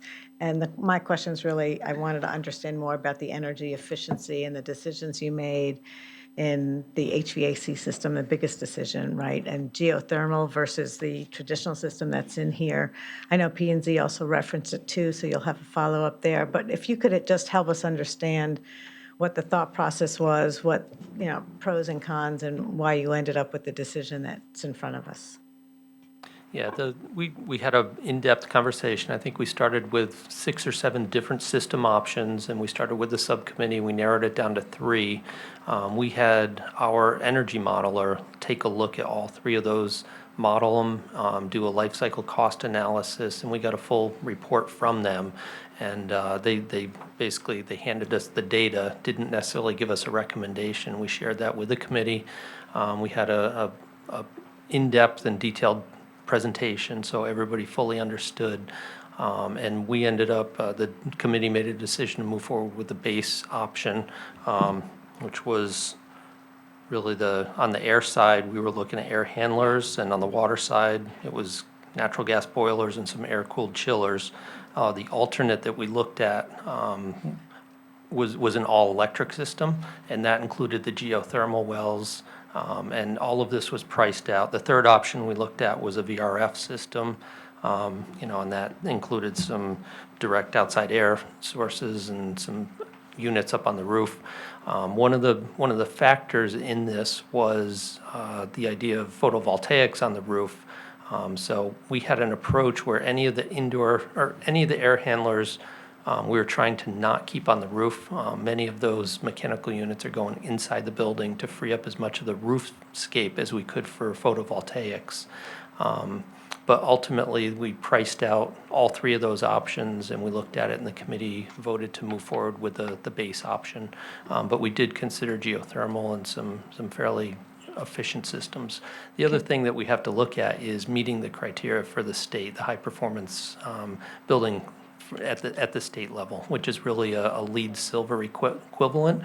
And as we went through the evaluation of this system that's currently in the building being priced, we're approaching a LEED gold equivalent. So it is a very efficient system, and that's how we've been moving forward. And that's what's priced in the system, in the building right now. Was price the primary reason for geothermal or operational? And I kind of sat in for some of the meetings, but not all of them, and there were lots of questions. So, Mr. Turner, maybe you have an insight. Yes, may I? I would add some additional color on that. Maybe some of it was cost, some of it was around, if you look at the proposed location of the well field, it's where the existing school is. So what would be required would be what I would call a bridge system. That is, if you move into the new school, you occupy the new school, you still have to abate and demo the existing school and then install the geothermal wells. So there would need to be a bridge system of running the new school versus the old school. Another is, and I think this speaks a lot about our partnership with the different departments in town. We had a lot of conversations with the facilities senior management team and GPS, and it was very clear to us that they do not have the manpower nor the expertise to operate such a facility, and we listened very closely to their preference to what it would require for that department. And I think lastly would be the uncertainty of grants and the investment tax credit. If you look closely at the LCCA, there's a 13-year payback. There's almost a $4, if not $5 million spread over a 50-year period. But there was concern in the committee as to the confidence in receiving the federal grants, possibly state grants, and the investment tax credit. So though combined, I think it's safe to say those were the collective reasons that we chose the base system versus geothermal. And that decision is now baked in the sense that you're developing your design development and the other design parts of the building based on the HVAC system that you've selected. Correct. Right? Can you just, the solar decision, there are solar panels, if I recall, in the plan on the building. You actually have assumed a certain financing of those panels in the sense that you're going to proposing to buy them outright. There are alternate financing scenarios, but I did want to confirm at the meeting that solar is an integral part of this, and you are getting the benefit of that energy efficiency program. Yeah, that's correct. I think there's almost $3 million in the budget right now to purchase the photovoltaic system. And, we've broken that down into the infrastructure and then the panels themselves. But it's a significant annual production. I mean, we're looking at the capacity of 587 kilowatts potentially. We have over 33,000 square feet of panels that we're projecting on the roof right now.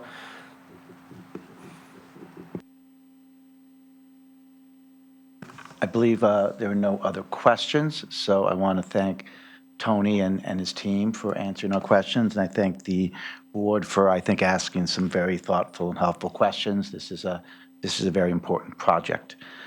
I think at this point, we're going to go to the discussion phase and potentially any motions that might be made.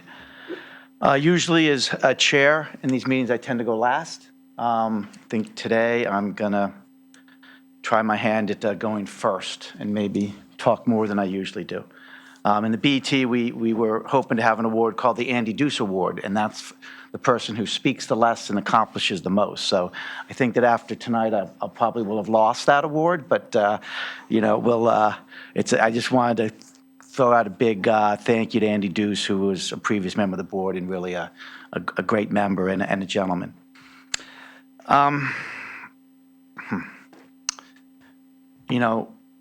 For me and I think for everybody on this board, and certainly my colleagues in my caucus and the entire board, Central Middle School is really a deeply personal project, I think, for all of us. When I decided to join the BET, really, I, in my mind, had two big goals. One is I wanted to kind of see the school capital plan get reset and move forward. And certainly, in my view, getting Central first, to me, was the linchpin to, getting everything moving. And I certainly felt that way well before the school was closed in February 22. The second thing, of course, I wanted to really see happen was get to a, kind of a better and more systematic capital process. But since that's not the subject of the meeting, I'm not going to get into that. I just want to remind people of the decisions that, this board has made. After, February, I believe, 22, when the school was closed for a couple of weeks, the BT Board of Ed and the RTM immediately provided funding for immediate repairs. We provided interim funding to get ed specs going so that there wouldn't be any delays. And then in April and May, we funded the $2.5 million of A&E to assure that, this project would move forward as rapidly as possible. We also took a decision that, some of us regret right now, maybe some of us don't, but it certainly created a lot of angst in the community, is that we skipped an entire year of what's called a feasibility process. Okay? The feasibility process is when, effectively, the Board of Ed, the BET, and the RTM, when they agree to the funding of that, basically come together on effectively a set of ed specs, scope, size, and budget. Okay? That's a very important thing. And that did not happen here. And if I look at the angst in the community over the last year and a half, it's deeply troubling to me. If we had done feasibility, that likely wouldn't have happened. But if we'd done feasibility, we would have lost a year. So in a situation like that, where you don't have that feasibility, again, to be clear on feasibility, it means that we have ed specs, the Board of Ed has a proposal, the BET looks at it, and then the RTM, if everyone likes what they see, we fund the A&E. But we funded the A&E this time without knowing that. We also know that, we all know it's very hard to make estimates, but at the end of the day, we started with some initial numbers, right, the 70, which in the end, it doesn't appear that that's really worked out. So, excuse me? Okay, thank you. So that's kind of how we started this, right? And certainly over the last year and a half, there's been a lot of talk. There's been, we had ed specs in August of 22. Those ed specs were approved, but, when two members were not,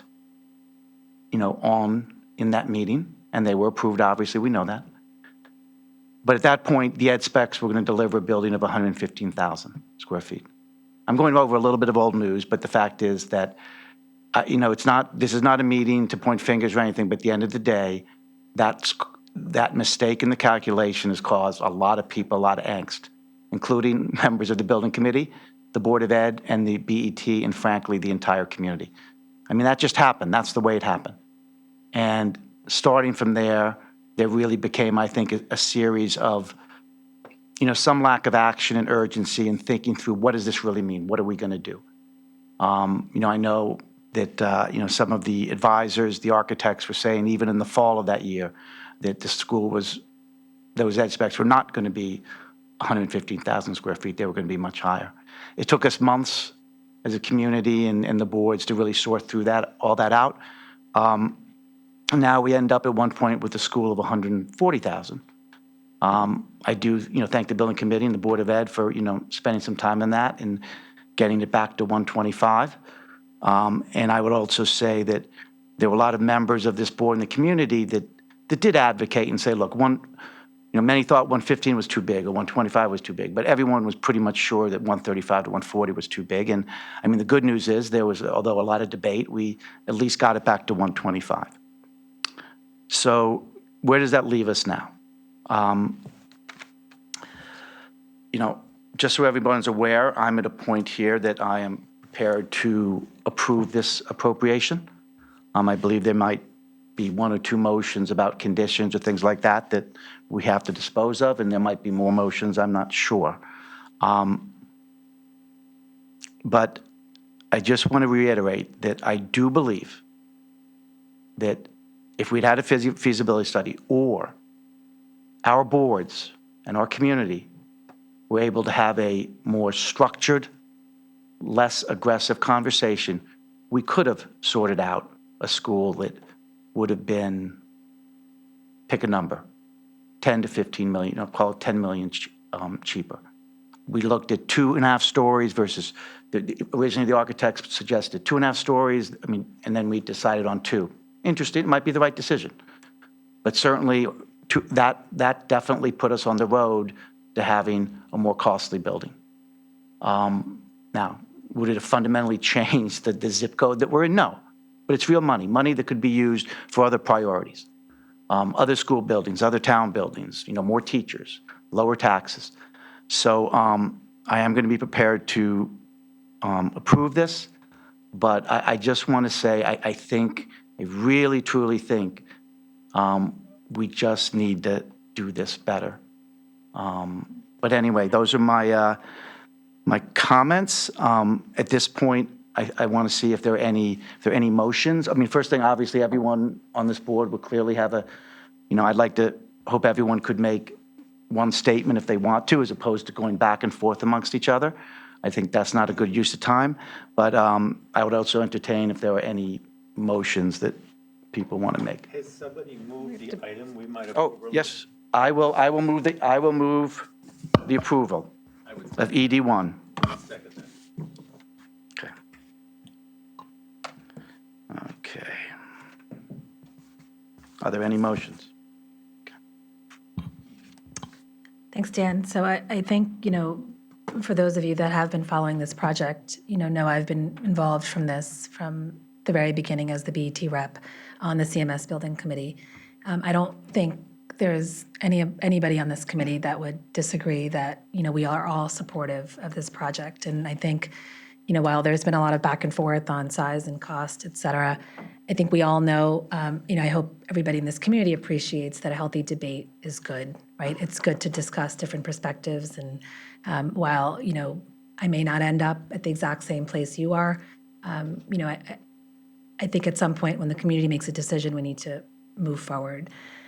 So the condition that I would like to propose on this particular motion is really one that just came up, and again, following the process of going through the MI before coming in front of us today, which were a couple of the challenges that got highlighted and I think we discussed, and I appreciate the honesty that, the back and forth that we had. So the condition is really just going to focus on ensuring that we can keep this.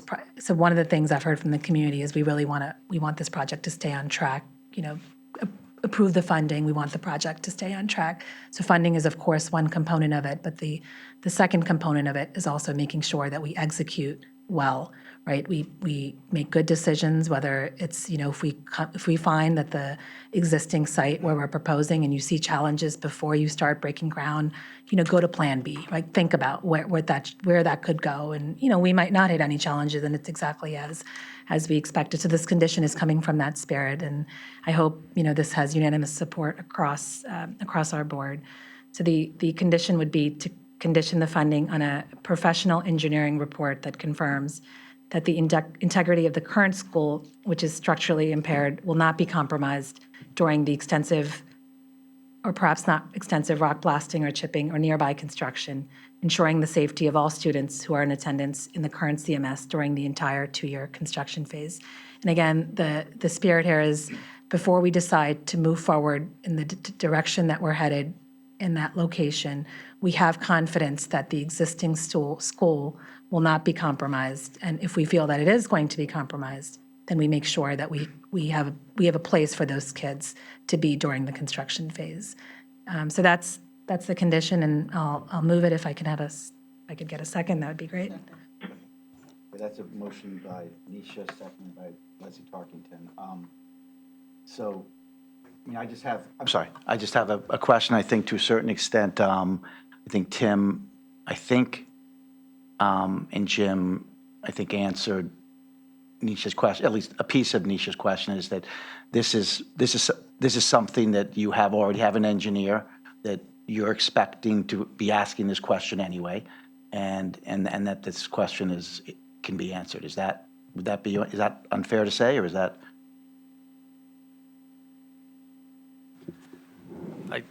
We haven't had any direct conversations with that engineer, but he was the one that was in the building, did the evaluation.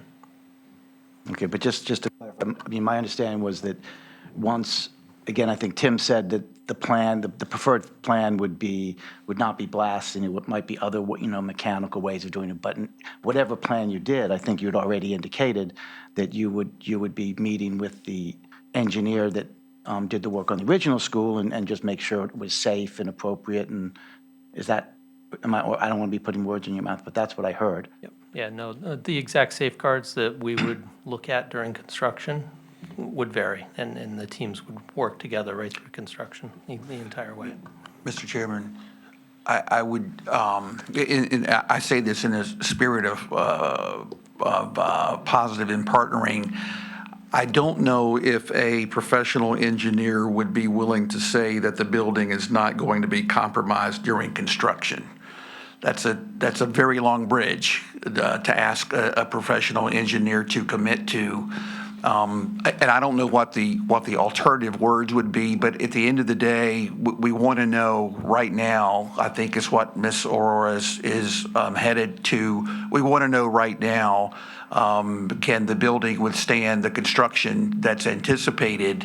And again, I don't have a suggestion on that, but I just want to be mindful of, if you put your professional certification hat on, there are limits to what you're gonna commit to, right? And I don't know if that the building will not be compromised during construction is that. So, Yeah, so Tony, I appreciate that, and I recognize that, that's not an easy ask, right? But I think, considering there's going to be about 500 students in that school, if this is your child in that school, I don't know what less you would require. And I don't know what that means. And that's a question for you. What language would make you comfortable? I don't think it's, we're going to trust and this is also, when I toured the school the first time, just about a year and a half ago, there were crack monitors outside. And I asked them, what are these for? And they said the shift in the school has shifted, right? It's moved a little bit just based upon, and that's what caused it to be condemned to begin with.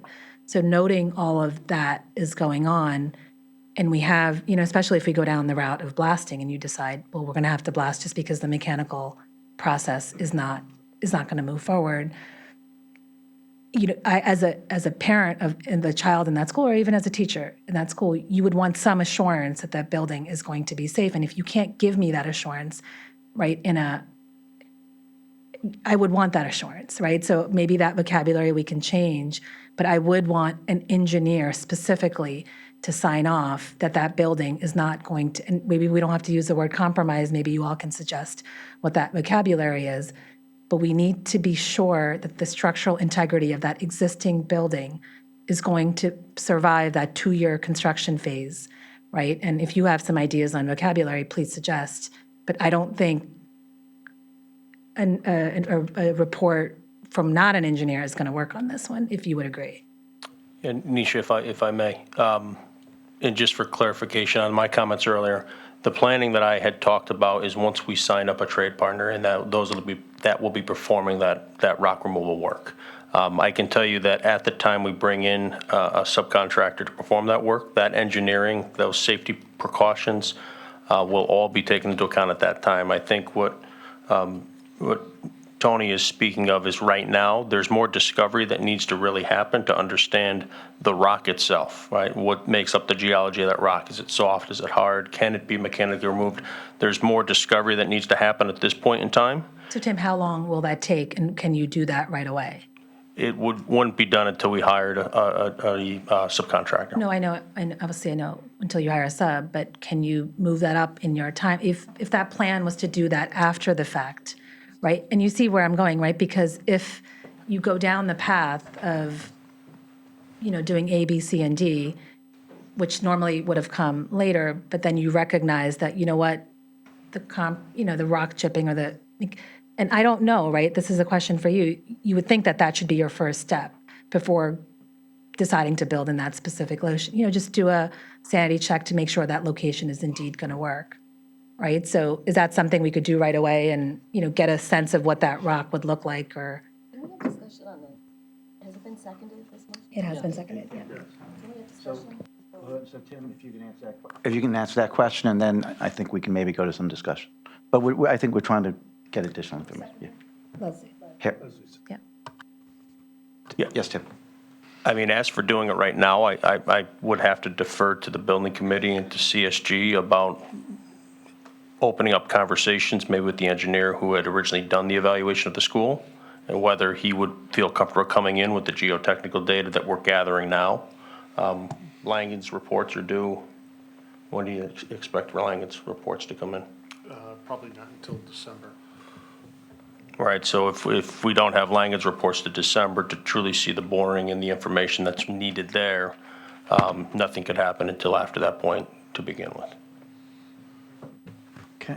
I think we have Laura and then Jeff. So I appreciate the question and the spirit of where we're trying to go here, but I want to stipulate that I think everyone is on the same page here. We won't do a construction project that endangers in any way students or staff in the building. And that could be said of many other construction conditions, not just rock blasting or rock chipping. If you live in Greenwich, you are probably aware that we have a lot of ledge in this town. There's a lot of construction and development in this town. It does happen on a frequent basis that people chip away or blast rock, and there are proven measures to deal with these construction conditions. So I appreciate the spirit, but I also want to go back to what was said at the beginning of this presentation when we talk about teamwork. And I think there has to be an element of trust that we rely on the professional team to deliver a building on budget, on schedule, under the safest conditions possible. And from experience at the high school with Turner Construction, where we did also have significant amount of rock, very challenging conditions, the school was operating the entire time. There is an engineering solution for pretty much everything. And that's why we hire the experts and the professionals. So I don't disagree with anything that you're saying, Ms. Aurora, but I don't think that we need a condition to ensure the safety of our children. I think that's a given. So I don't think we need the condition. My question would really be, does this condition in any way impact the ability to file with the state? My understanding is that you can have conditions on funding. Would this be a disqualifying condition, or would this be a condition that could be met? And I don't know if you even know the answer to that question. Okay. think, Nisha, you had a quick response, and then it's Jeff. Oh, I'm sorry. Oh, yes. Yeah, it would depend on how it's written in the minutes. I don't, I would assume that if it's conditioned, then the state would not look favorably upon that. But I think maybe we could look at this in a two-step process. The first step being engage the structural engineer that did or recommended the repairs, and ask them, because quite honestly, what you're asking is something that really has not, and I think that's why Tim was struggling to answer. It's something that we haven't run across before, because when you're blasting, and what Tim was trying to allude to is, it's the trade contractor's responsibility who is doing the blasting to go out and do a pre-blast survey and do a review of all the structures within a certain perimeter of the blasting. It has to do that obviously for insurance purposes. And they do a post-blast survey. But, I understand the question, I understand the concern. I think we need to do a little bit of investigating to see to what level we can get a professional to review, and at what level of suggestion or recommendation that they would be willing to make. Okay, Jeff, and then Nisha, and then Leslie. So Ms. Aurora has raised a very reasonable question, and that is that I want to be sure the children are safe. I have a building which is impaired, and there's going to be the removal of rock at close proximity, and I want to be reassured about the safety. Nobody here has a quarrel with that. That's a very reasonable concern. Turner Construction has said, I have that in my mind too. That's exactly what I'm looking at, and I intend to take a look to see exactly what's involved, and I'm going to be doing it through a subcontractor whose field this is, and we'll be in contact with the engineer. We're not stupid. We don't want children killed either. And that, to my mind, seems like as reasonable an answer as the question was reasonable to begin with. There's one glitch. The way it's been put forward is as a condition on the funding. The funding cannot be released until the question is answered if we support the condition, and that's the problem. The question is not whether or not we thought the question was right or whether or not the answer was reasonable. The question that's before us now on this condition is whether or not we're satisfied with the answer, or whether or not we want to leave the funding encumbered and can't be released until it's answered. And Turner Construction is saying, I'm not in a position to be able to do that right now, and I'm being told by CSG, and you can't make the application for the grant while the condition is still in place.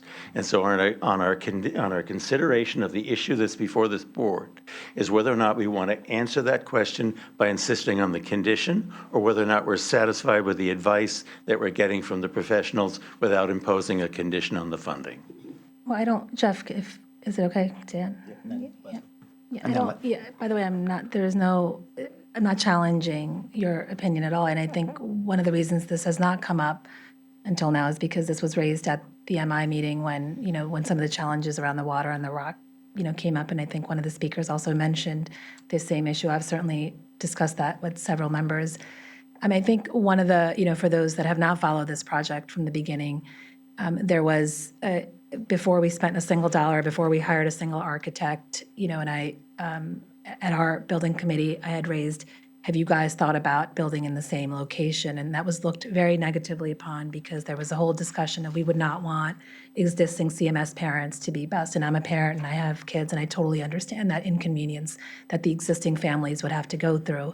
So, and the Board of Ed had made a decision that we were going to site the school in the back, right? So the part of the siting of the existing school is really based upon the premise that we're not going to have to relocate these students during construction, right? That's one, even of the 6 or 7 or 8 designs that, we could argue how many we considered, none of them were the existing site, because that was off the table, because we did not want to relocate these students. And in listening to the MI discussion last week at P&Z, one thing that came up is that, if there is, and, I appreciate that you're saying is, and what Laura's saying, there's a lot of rock in this town. I built my home. We went through a lot of rock and chipped away at a lot. So I understand that. But I also know that, if the situation that we're in now, where we have a building that is structurally impaired, that's just a fact. We have reports, by the time you start building, it supposedly has a 2-year lifespan on it, right? So this is a little bit of a unique situation that I'm assuming perhaps you have not gone to it yet. So I think it's something we need to think about before going down construction documents and before going down spending the next, $1.5 million or $2 million that we're going to go on construction drawings. Can we actually do it where we're saying in that particular location? And this is not a, grant application question, because if the building can't be built in the location that you're proposing, it can't be built, then the grant application is a moot point anyways, right? You'd have to start over. And I think, Jim, you know this as well, as part of the grant application, there is a particular sign-off that you said, well, we looked at all the different sites, and this indeed is the best location, right? For the community, there's a sign-off that the Board of Ed and our community has to do. So, just keeping all of that in mind, I think we'll have to do this analysis anyways. And I think it's a good idea to do it before the construction funding, not the A&E, because you have all of that money to continue the work. It's not delaying the project. As we discussed, the grant application will be filed sometime next spring, right? The discussion really is on, I'm not sure, okay. So if there's a particular wording that you think would make you comfortable, it would be great if you could suggest it. But the idea is, before we move too far ahead, make sure that we can have that comfort, and the kids not only will be safe, that we wouldn't have to relocate them. Yes, Mr. Chairman. Dr. Jones is here, and I would ask that the chair invite her to respond to this particular question, given her experience. Okay, and also, if anybody at the table here has another solution that would get us to the same place, you guys should want to think about that and the wording, et cetera. Okay, Tony.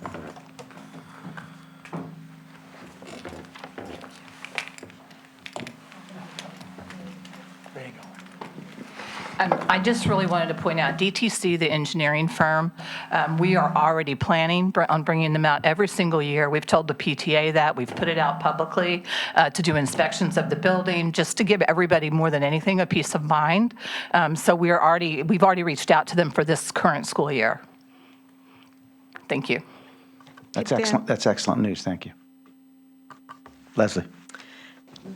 No. Did I skip you? Yes. Yeah.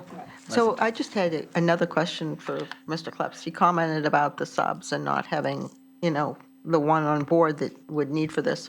When do you expect to go out to bid for the subs, based on this timeline and what we're talking about here?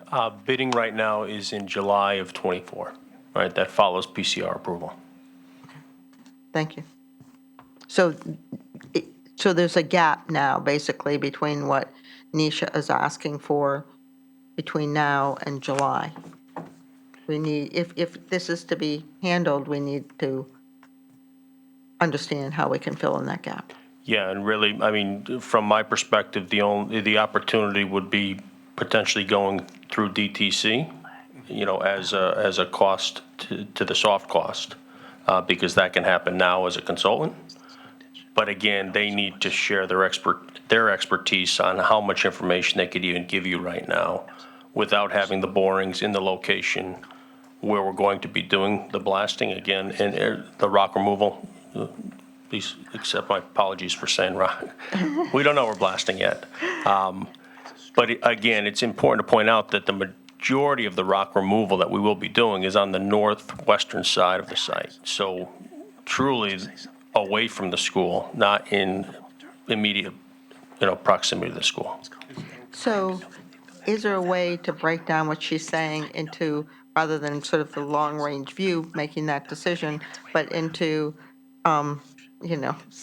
smaller calendar segments, be it quarters or semi-annually or something, so that you could at least start out and do this until we get a better view?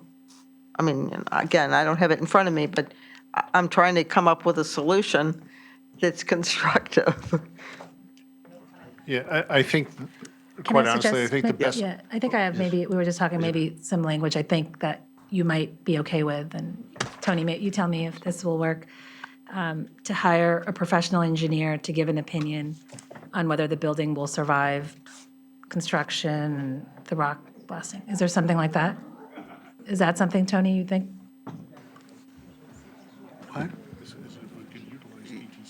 Yes, just thinking aloud, if we could utilize DTC for that, something tells me, and maybe we could ask Dr. Jones since she's here as well, but something tells me if we ask for an opinion rather than a report if it will be compromised or not, that gives the professional engineer a lot more latitude and would get us, it would give us a report. You're saying an opinion versus a report? An opinion, and that would give us a starting point.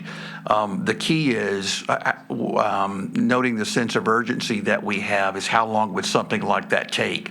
Without a conversation with DTC, we wouldn't know. I just want to be clear, so and I'm sorry, I'm not a lawyer, but the difference between an opinion and an analysis would be that there would be no liability on the opinion, right? Is that what we're getting towards? I'm trying to understand the technicality, Tony, of. No, that's actually not true. Misha, that's really not true. No, I'm asking, I don't know. Yeah, if the analysis were flawed or negligent, there'd be liability irrespective of whether an opinion is expressed. So would you, Stephen, just based on that, do you think that is a better language to ask for an opinion versus a report? I'm trying to get something that you will also agree to so we can have a. No, I don't think, well, I think a report is better than an opinion. A report is better than an opinion. Okay. Jeff? Oh, I'm sorry. Okay, you're going I was in line to first. defer to Leslie then, thank No, you. he may also speak. He promised. He's deferring to you. So Ms. Aurora is identifying a concern she has because of maybe the building committee has not yet gotten to that point, but as we identified, this building, the consultants being hired are professionals and have reputations as well and have the student safety at risk. There may be, today you may have this question, but the answer is that concern exists through the entire project. So I think to ask for a condition on funding now for a statement about something one point in time, and I do doubt you will find any professional engineer willing to sign a piece of paper saying it's safe, right? They're putting, it's not because it's not safe, it's because of unknown factors which could come back later. But I think if you're having safety protocols in place throughout the entire project, you're accomplishing the same thing. They can do the assessment when the contractor to help with the rock comes on site, and if that means an engineer has to assess the building after every action, before and after every action, and take protocols, there are engineering solutions. I just, to ask for the kind of information, what you're asking for really is the construction company's judgment with use of the consultants, can the project be executed? No, Leslie, I think Dan, if you don't mind. Yeah, I think okay. All right. So the piece that may be missing here is that there's an engineer who's familiar with the existing building, and I have a professional crew that has a clear idea of what the alternatives will be as they deal with the rock, but the two have not had a chance to consult with each other. To my mind, I would like to get away from the condition. I know I'm not allowed to use the D word. I'm going to stay with the lapse of time concept. I would like to avoid things that cause a lapse of time with the funding being available, because it causes a lapse of time in the policy as a whole without using the D word. What I'd like to ask is that the building committee and the school board would make it possible for Turner Construction to have a prompt conversation with the engineer that's familiar with the building from his report, and review, generally speaking, with that engineer what might be the alternatives that he might have to undertake, and for Turner Construction to listen thoughtfully to the concerns and suggestions from the engineer that's familiar with the building. And I, for one, would be content with that undertaking here tonight, that Turner would undertake to have the conversation, the building committee would undertake to make DTC available to them at some small expense to the building committee, and with that happening promptly, I think the issue should be resolved, and we can go forward without conditions that produce lapses of time. Mr. Chairman? Yes, Yeah. by the way, in this case, if you chose to use the word delay or not, that would be okay. Then I'll use the word But I don't delay, yeah. necessarily think it should require, Okay. that this is, as everyone has said, this is a very important topic. It's very important to everybody. I think everyone wants to see the same diligence and result on this. And we're just trying to figure out a way. I think Nisha's, let me just finish, please. Nisha's thrown out a couple of options for wording to Tony. I thought one of them seemed to be acceptable, but if we need to take another look, then let's sort this out. Tony. Yeah, just quickly, I can't speak for the building committee, but I will say it is very much the way we operate to answer specific questions, work in partnership with any governmental body if they want additional information, if they want a periodic report and so forth. If we can move forward on this topic by having the building committee commit to having a conversation right away, getting the insight from Turner and taking some leadership both from Turner Construction and CSG, we'd be willing to do that. And we'd be willing to do it right away. It shouldn't be minimal, or sorry, it should be minimal costs, particularly that the vendor already has a relationship with the school district. That means we have a contract. We don't have to do RFP or anything like that. So if that would be acceptable to the board, Mr. Chairman, we would be willing to commit to that. And thank you for that. I think, Nisha, you made the motion, if you can. Yeah, I'm just trying to clarify, so you would just do what's the action item, Tony? So I think the action item is to make an immediate call to DTC and see if they can accelerate giving us a report sooner rather than later. I think that's 1A. 1B of the action item is we should tell both DTC and Turner Construction what we're after, or what the goal is, and let them tell us how best to go about that. yeah, I think, I hear what you're saying. I think, so again, the idea here is not to delay or putting that condition on there is. Excuse me, Oh, please. okay, that would be the CMS-PTA. Okay. Back there. Okay, well, So okay, please, Nisha, hold on just for 1 second. Okay, look, you know what? Okay, Okay. look, I want to be really clear here, okay? There is a board here. We have the building committee chairman. We have the superintendent. We have members of the professionals advising the building committee. Everyone here in this room has many opportunities to express their views, and I know many do, and that's fine. We're a democracy. This is America. This is Greenwich. But this is not a public hearing. This is a board meeting. I want to emphasize that every single person here came to a special meeting to try to address this issue in a timely fashion. This was not a scheduled meeting, and I can tell you it took me several days to try to figure out a way to get now 11 people. And we have one person who's calling in because they're physically unable to make it here.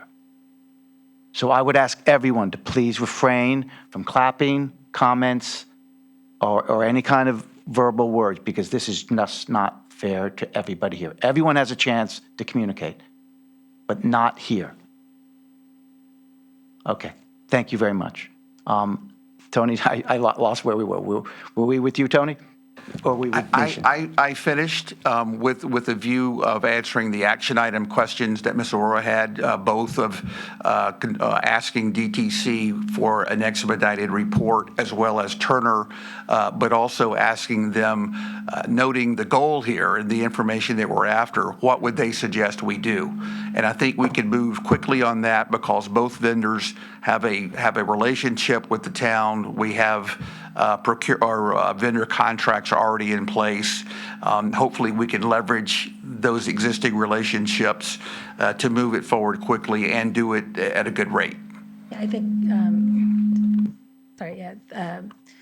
so I think the spirit of this motion or the condition was really to ensure that we kind of do that work up front before we go too far ahead, right? And I think if we can work together in good faith to get that report done, I'm happy to not have that condition. But I think, what we were discussing really was this concern has not come up until now because the MI meeting was just a few days ago where these concerns were highlighted. So I hope you understand where this came from. I put myself in that position. If I were in a compromised building and there was construction going on nearby, I would want some confirmation. And even if it's just an opinion or some kind of an analysis from a professional engineer. So if you could just take that with you and in good faith get that done ahead, and if that would still allow you to apply for the grant and do the process that you're doing, but before kind of digging in deep, no pun intended, to that spot, if we could just get that analysis done to assure the community that that indeed is going to work.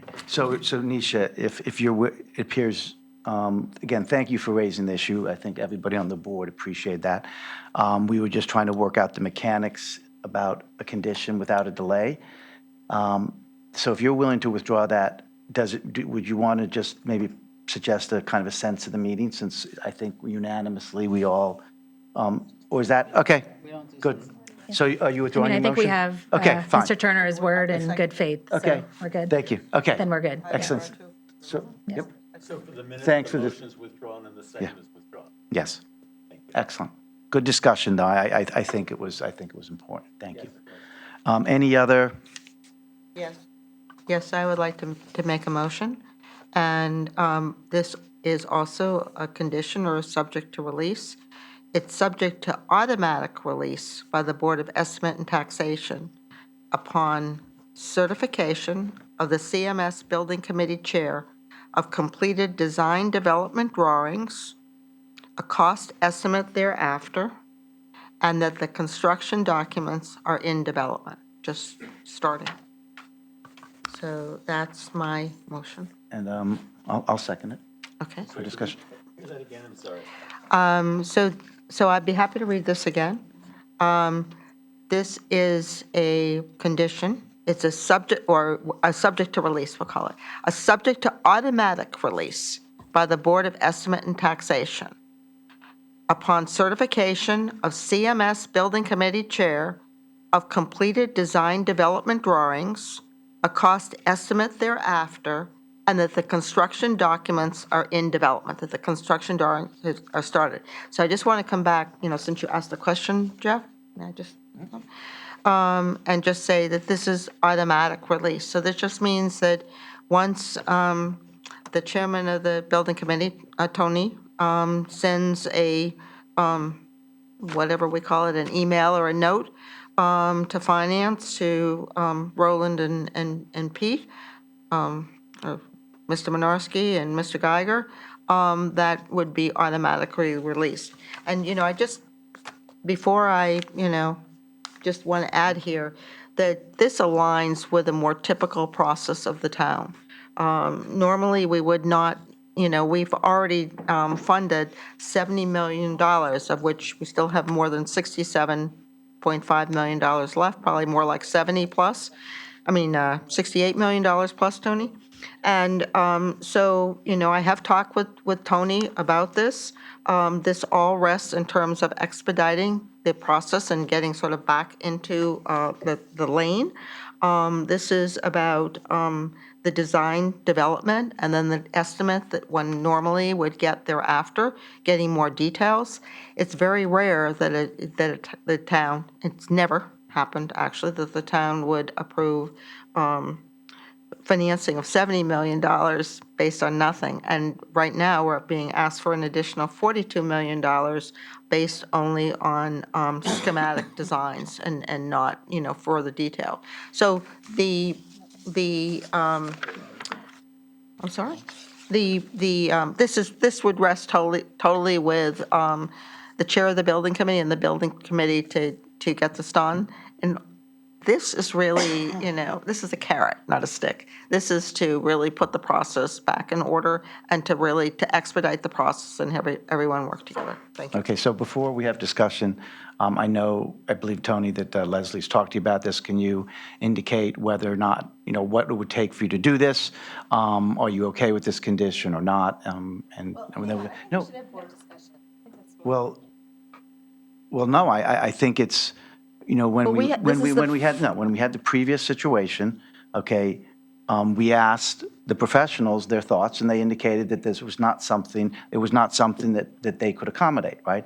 I think it's important to know, okay, what the, because again, the requirement for fulfilling this is purely on the chair. We can disagree as a board and decide we want to vote for or against the condition, but I think it would be important to know what the building committee chair's Just view on as this. a point of order, it appears that others have advanced notice of this proposed condition where the board does not. So I think it's appropriate for the board to try and understand the purpose of this condition respectfully, before we get the opinion of the building committee. Well, I think that if advanced condition means that a member of this board, before proposing something, went to the chair or department head and asked them, is this practical, is this not, et cetera, I think that's what we've always asked our board members to do, right? Say, look, and don't just throw it on a professional or department head or board chair. Go to them, talk about it, ask about the wording, ask about if they could accommodate it. I can tell you in this case, you know, Ms. Tarkington did have a few other conditions she was looking at and ultimately had the right conversation with Tony, who indicated after talking to his professionals that he did not feel he could accommodate those conditions, and those, I believe, were withdrawn. I would note also that these conditions were discussed amongst the budget chair and the ranking budget member, okay? That doesn't mean anybody, you know, I'm not saying that anyone approved it, but from what I know, the conversations happened in a transparent way, and it is important. It is a good thing if someone's talked to, again, maybe Tony will change his mind right now. I don't know what he's going to say, but I think it's a good thing that conversation happened. It's a better thing that the board gets to know. Well, okay, yeah, let's just move on, okay? Tony, please, and then Laura next. Yeah, so just to confirm, Ms. Tarkington did extend the professional conversation or the professional courtesy very late in the afternoon today about this topic. And I just want to think out loud with the team of professionals here and also the building committee to see if anyone has a concern about that. So let's first think through the time frame.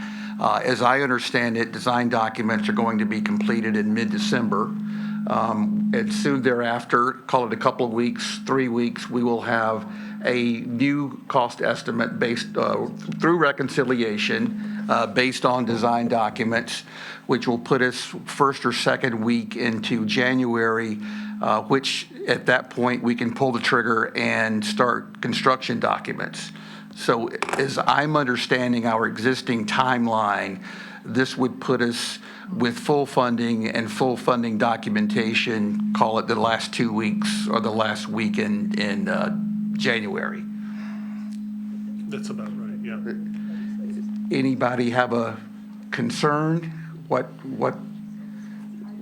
that would do to the project? Anybody? Yes, yeah, that would, yeah, Jim, you want to talk about the timeline of still making the application? Right. We can't, right. We can't make the grant application with the condition. We'd have to wait until after the condition was satisfied. And End of January. end of January, yeah, correct. So if we made the state grant application at the end of January, what does that do to our timeline?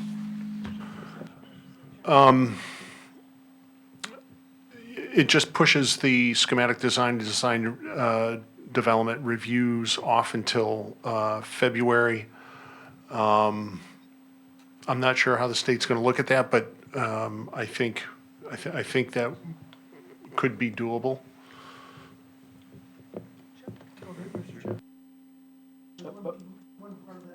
Excuse me? Hold on. Okay, first thing, I think, if you don't mind, sir, I think Laura wanted to say something, and then when you do, okay, so Laura, if you can go first. Thank you. So I have two concerns. The primary one is that we've already been through a discussion and an understanding that the funding, we can't apply for the grant unless the funding is without conditions, and this is a condition. the more problematic issue with this language is I don't know what this means. What the heck is an automatic release? The whole point of having building committees that consist of people from the Board of Education and the BET and the Department of Public Works and Planning and Zoning, professionals in the trade, is that everyone is working together on a weekly basis. And many of us know how hard this has been because we've been attending these meetings because it's such a complex project. So I really think this fundamentally goes back to, is our process working, and do we have trust in each other and getting our mission accomplished? And I do appreciate this conversation. This is going a different way than I had anticipated, and I think this is leaps and bounds where we need to go as a community.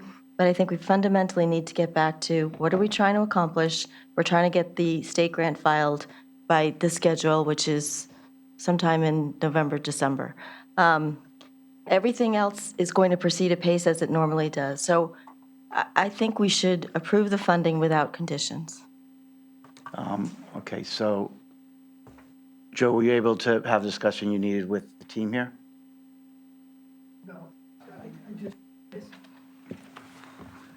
I just wanted to make one comment in regards to the condition that, I think she said CDs, proceed with CDs after the automatic grant.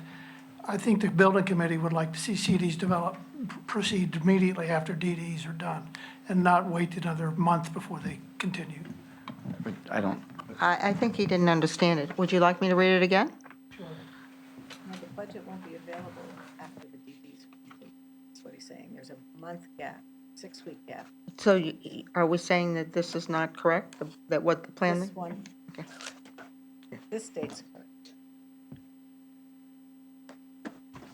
But it's a 6-week reconciliation period. That's what he's talking about.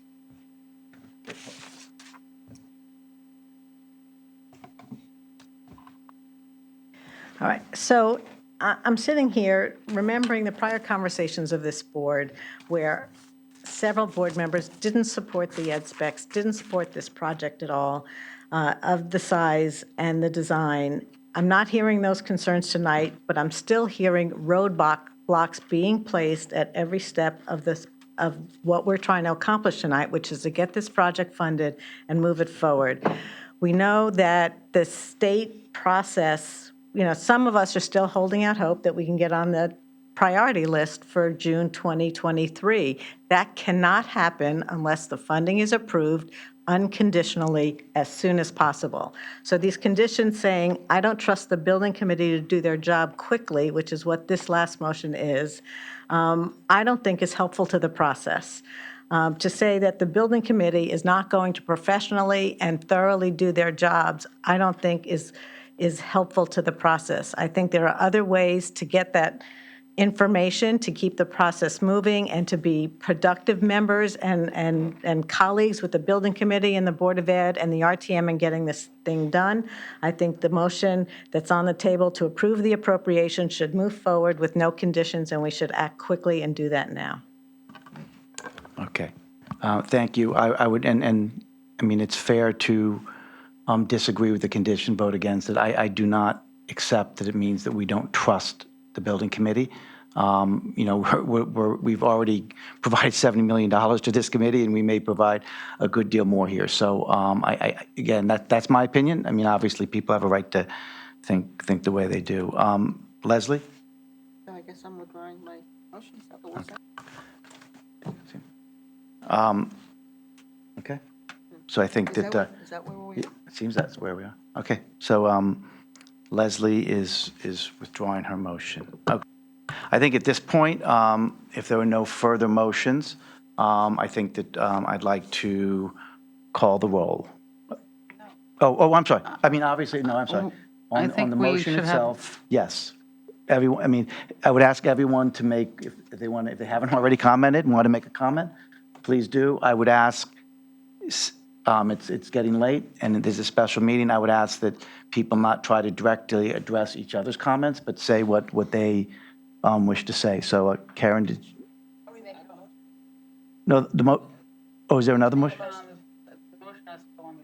It was actually moved. I moved it with Jeff. These were all amendments that we were looking at. So So I think Karen?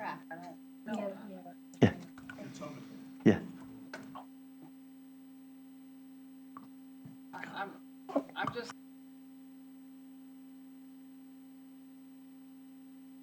So I'm calling you, are you, okay. So Leslie, do you want to go first? Or who wants to go first? Sure. Okay, Leslie Tarkington, thank you. So, thank you, Chairman Osmere. I want a new central middle school, which I have supported in both the Budget Committee and the BET. The BET has unanimously approved $70 million fully available to the Building Committee with no conditions. The process for the central middle school has floundered. The Budget Committee was approached by the then BOE Chair and Superintendent of Schools in February 2022 with an emergency request for a new CMS for 511 students, 100,000 square feet, and $70 million. That request was approved immediately and unanimously by all members of the Budget Committee and then the BET. In contrast, 20 months later, with limited progress and having only recently received MI and preliminary site plan, the committee is here to request an additional appropriation for $42 million for a proposed school for 660 students, 125,000 square feet, and a current cost of $112 million. While this project must be expedited, the committee should follow the town process, whether feasibility or MI or the funding process laid out in detail. Given the powers of the Superintendent of Public Works means respect of the town charter and process. The next step is responding to the P&Z's preliminary site plan and to complete the design development drawings now estimated in mid-December. At that point and after, or better, there will be improved information for this budget request. I am not prepared to make this decision with only schematic drawings completed. I will vote to abstain because this request is premature and continues to break with the town process for construction projects. There remains an additional $68 million fully available. I look forward to continuing to work with the CMS Building Committee and Chair Tony Turner and all the members of the committee, and strongly support this project as it moves forward both in town and in the state process. Thank you. Stephen? So I first want to thank the building committee and its professionals. I think we got a superb presentation of information tonight. There can always be more information, but I think you've done the job that we asked you to do, which is provide us and present us with the strongest possible case for funding this project now. While I respect the opinions of my colleagues who wish to see further conditions, I think Leslie Moriarty said it best. What is important, and also Laura Erickson, what's important now is that we find a way to focus on moving this project forward as promptly as possible. I fully support funding this project now without conditions and urge my colleagues to join me in that vote. Thank you. Miriam? I really don't have that much more to add than Stephen did. I, again, am super appreciative of the level of detail that this team provided, and particularly that project schedule, which puts it very clearly. If we want to move forward and have a chance to get in for this fiscal year, we have to approve now, giving the team and the building committee the opportunity to get in front of Hartford as soon as possible. So I'm supportive of the motion to approve. Thank you. Okay, I think we're going to continue going down the line. Jeff Raymer, do you have anything to say? Sure. I mean, I've already talked quite a bit. I don't want to delay the evening even longer. I do want to echo the remarks that I thought that the chair of the building committee, the professionals that have worked here, the building committee itself have done an extraordinary job under some trying circumstances at time. I'm a little sorry that when we were applauding the building committee, the chair didn't quite understand. He thought it was a partisan clapping. It was actually a clapping to recognize the consummate skill of the building committee, and I would gladly clap again without clapping and offending anybody. But I think it's been a terrific group of people, and I thank you very much. There's no doubt in anybody's mind in the room how I'm going to vote. I will vote gladly in favor of the project.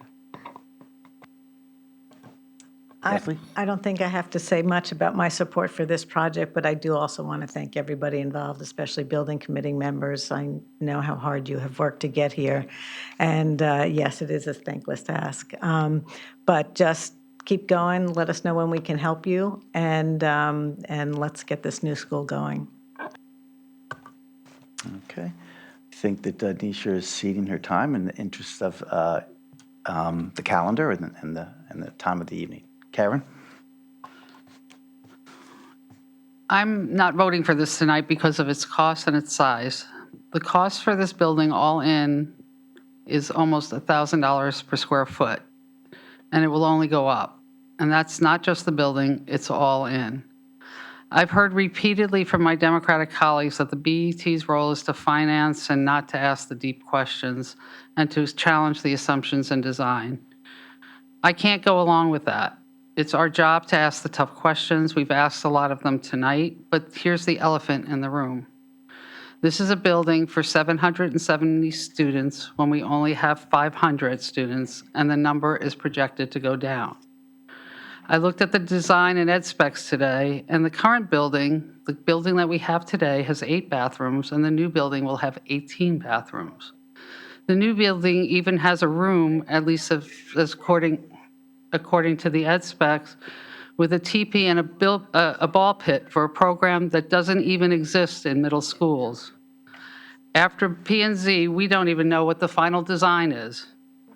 So if you think I'm going to look out for the taxpayers of Greenwich, I'm not going to look out for the taxpayers of Greenwich and expect my vote for this extravagance and excess, you just don't understand who I am.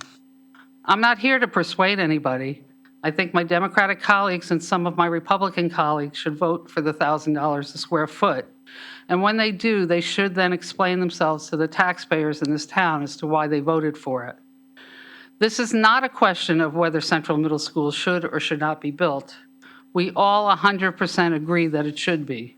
But I think it's worth repeating. Democrats and some Republicans tonight are voting to fund a building that, as planned, will be costing $1,000 a square foot for the taxpayers of this town. I simply can't vote for this number. This project is totally out of control. This is MISA 2.0. Many of you weren't around when the BET and RTM considered MISA. The project started at $16 million and ended up at $47 million, over double the original asking price. We are heading down that road with Central if we approve this tonight. I also want to remind this board that, and those who are listening, that it was our superintendent and then board of chair, ed chair, Kathleen Stowe, who stood in front of this board during the budget discussions in 2022 and told us they could build Central Middle School, and they both said it, they could build this school for $70 million. Now it's $120 million, the most expensive school in the state of Connecticut. And that cost, again, sorry, with all due respect, will only go up. I feel 1,000% betrayed by that representation by our superintendent and the Board of Education. I also looked at comparables. If you look at our own GA, they built a state-of-the-art facility at $670 a square foot. The Democrats have said it's not our job to ask questions. At $1,000 a square foot, and no question, it is a reckless use of taxpayer money. If you bring me a project that is in line with what they paid for the Greenwich Academy facility, I'd approve it in a nanosecond. But bring me a project that is way over what it should cost for a state-of-the-art facility, and I have to question what the Board of Education and Building Committee are thinking. $1,000 a square foot. That is the cost of a high-end new construction in the back country. You can get a mansion for that. GA built a state-of-the-art, world-class facility at $670 a square foot. So what's going on?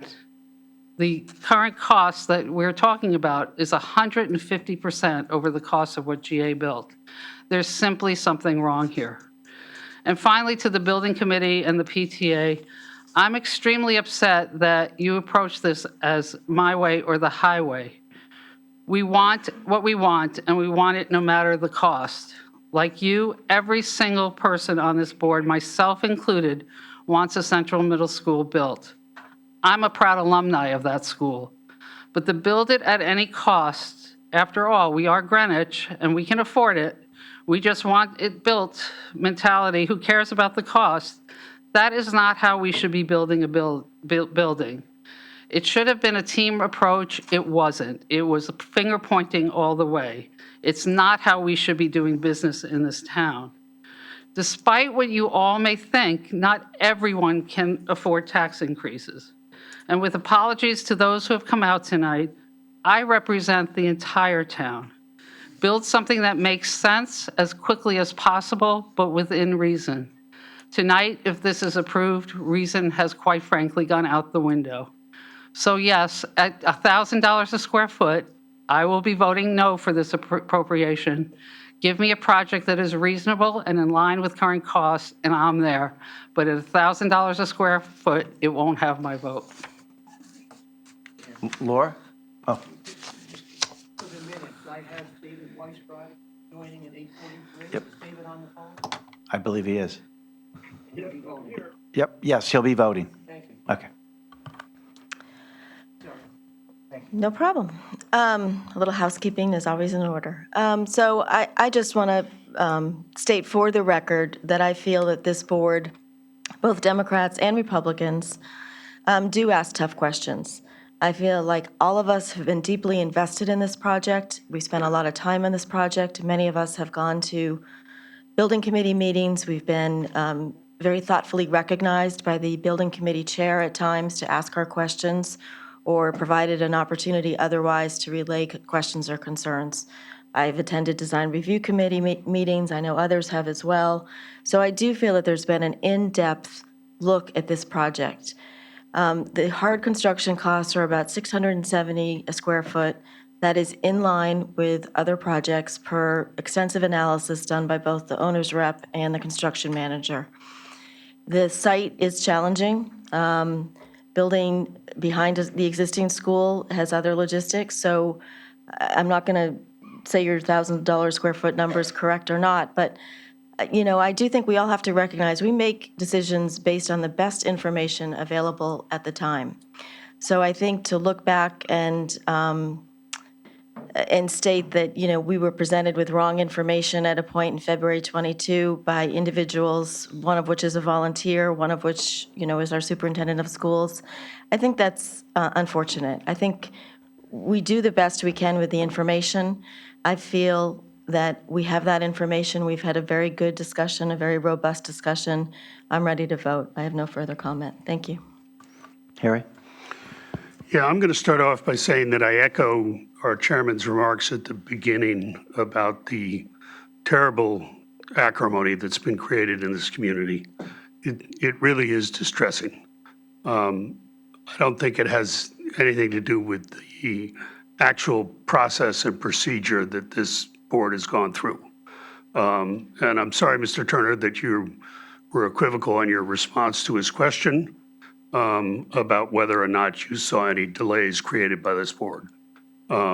This board, through its action or lack of action, has not delayed this process one iota. And the acrimony that's out there, I think, is politically driven. I think the statements that have been made, especially against Republicans and by some leaders in this town, are despicable. But we do need to move on. I came into this today with a strong inclination to vote no. I'll be abstaining on this. The reason I'm abstaining is that what I heard is that there's a process for the grant that would hopefully make it in time, the grant application that would hopefully make it in time for the legislative session to get a higher reimbursement rate. I think the chances of that succeeding are between slim and none. Hartford hates Greenwich. We know that. They don't want to help us fund anything. If they could move it down to zero, they would. But, on the chance that that can succeed, I'm going to change my inclination to vote no to an abstention. And Mr. Chairman, with that, I would move the previous question. Thank you. All right, then I withdraw that if there are others to speak. Okay, so, This is Bill. Can you hear me? Yes. yes. Yes, Bill. I'll be voting in favor. I'll be voting in favor of ED1. Okay. David, do you want to tell us how you're going to vote, and then we're going to vote?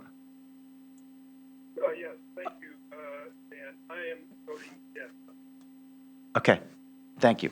Okay, so, Nisha, I am going to have, after the vote, I may have a couple comments. I think that Tony Turner may want to, 30 seconds. Okay, so Nisha, can you call the roll? Call the roll or go to Tony? I think, yeah. Okay. Harry, I'll start with you. Abstain. Laura? Yes. Karen? No. David, who's on the phone, who normally sits there, is a yes. But David, can you vote again? I vote again, yes. And who are you? We have to ask. Okay. No, I know you. David Westbrook. Okay. I'm gonna abstain. Dan? Okay. Dan Ozismer is a yes. Leslie Tarkington? Leslie Tarkington is an abstain. Leslie Moriarty? Yes. Jeff Raymer? Yes. Bill, can you repeat it for the record and also state your name? Yes. And can you state your name? I'm Bill Drake. I'm yes. Miriam? Yes? Stephen? Yes. It's 8-1-3. The motion passes. Okay. The motion passes 8-1-3. Okay, now we can clap, okay, if you want. Okay.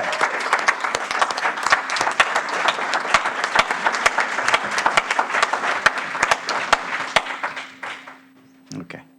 So if you have 30 seconds of comments, Tony, and then I'm going to say a couple of things, and then we'll be done for the evening. No, we have we're going to have the bonding resolution. Yeah, you should wait. Apologies. Oh, that would have been a problem. Okay. Oh, boy, that would have been interesting. Okay, the next item. FI 4, finance bonding resolution for Central Middle School. I will move the motion. Second. Okay, Dan Ozismer, second, Leslie Tarkington. Leslie or Pete, do you have anything to say on this? On the bonding resolution? The only thing is that not working. Battery's Okay. dead, so maybe use. You can use the center one there, sir. Thank you. Thank you, Mr. Chairman, for everybody in the audience in the BET. Whenever you have an appropriation, you need a funding source, and this is simply housekeeping. We drafted a bond resolution with the town attorney, the bond attorney, Robinson and Cole. You have it in the packet. It requires a vote of more than 6. You have to have at least 6 in this case. And when it goes to the RTM, you have to have a majority. So you have before you the funding source for the appropriation of $42,017,000 that you just approved. I think, a point of order, I mean, we're probably saying pretty much the same thing, but the charter actually specifies that it requires the affirmative vote from 7 members of the Board of Estimate and Taxation, or more. Correct. Okay, sorry. Okay. Considering I'm sorry, Laura. I just want a clarification. I believe the state requires certain language in the bonding resolution. Is, to the best of our knowledge, have we met those requirements? Tony, you're nodding, but let's for the record, get that on the record. You want to go ahead? Okay, there was, one of the requirements, and correct me if I'm wrong, Tony, is we normally put in the amount of the appropriation. In this case, would be $42,017,000. I think it came from CSG, the recommendation to add into the bonding resolution the total that's been financed to date, which is the 3 tranches, is the 2.5, the 67.5, and the 42 million and change. There was a change. These bonding resolutions had the old name of the Department of Education in them. At the recommendation, we changed it to the new name it escapes me, Administrative Services at the state level, whatever. And then we have the bonding resolution before us. We did not, at the recommendation of the bond counsel, include the schematic reference, so we believe we met the requirements for the bonding resolution, and hopefully they agree. We agree. Okay. Any other discussion?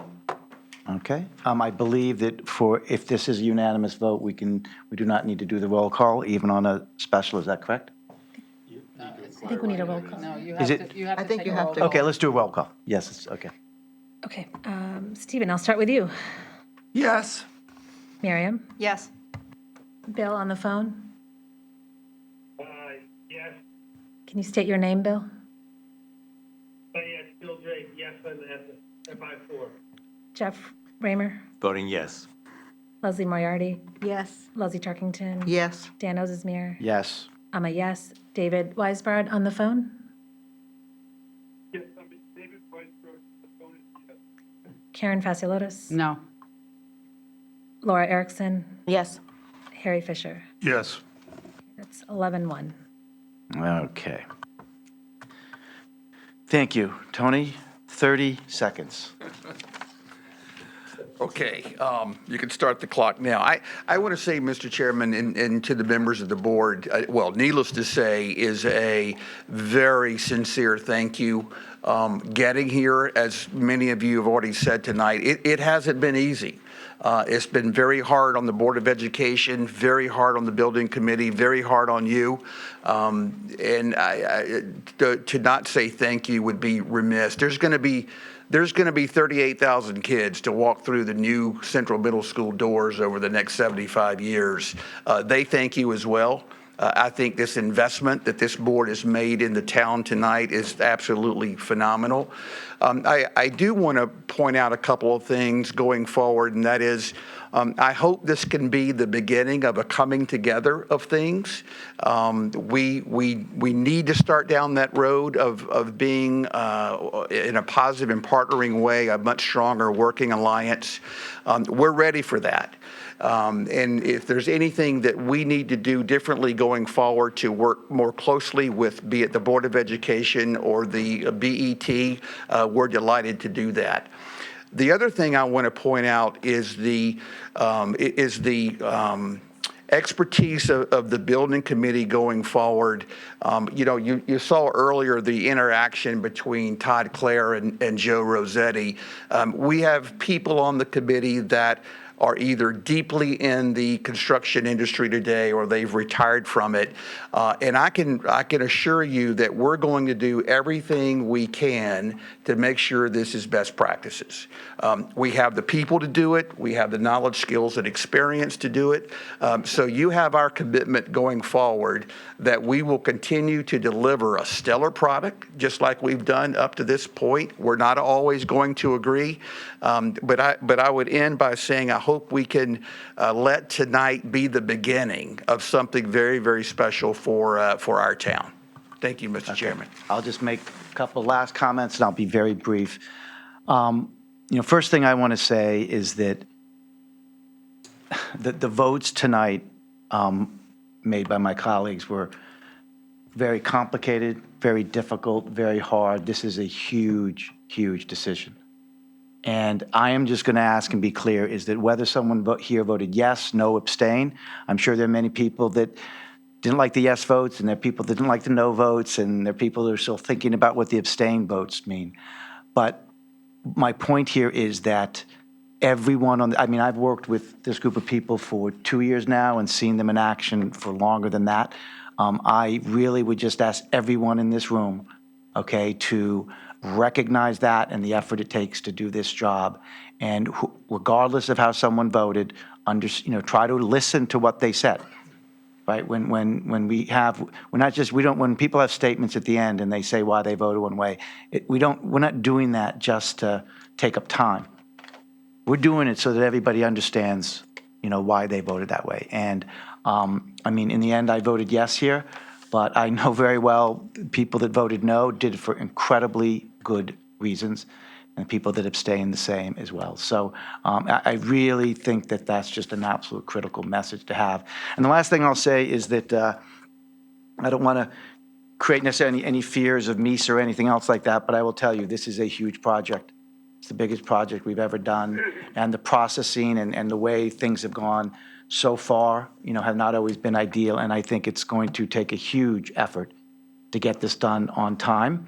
I didn't ask Tim the question if he ever worked on a project that had a cost overrun, but I suppose Jim has never worked on a project. I mean, I don't know if we need to fact check that or not, but no, this is. But what I'm trying to say is this is a huge amount of money. We're already at a massive cost overrun, and I think people need to remember that. Thank you. Motion to adjourn. So moved. Okay. Any objections? Okay. That motion passes. Adjournment at 9:02.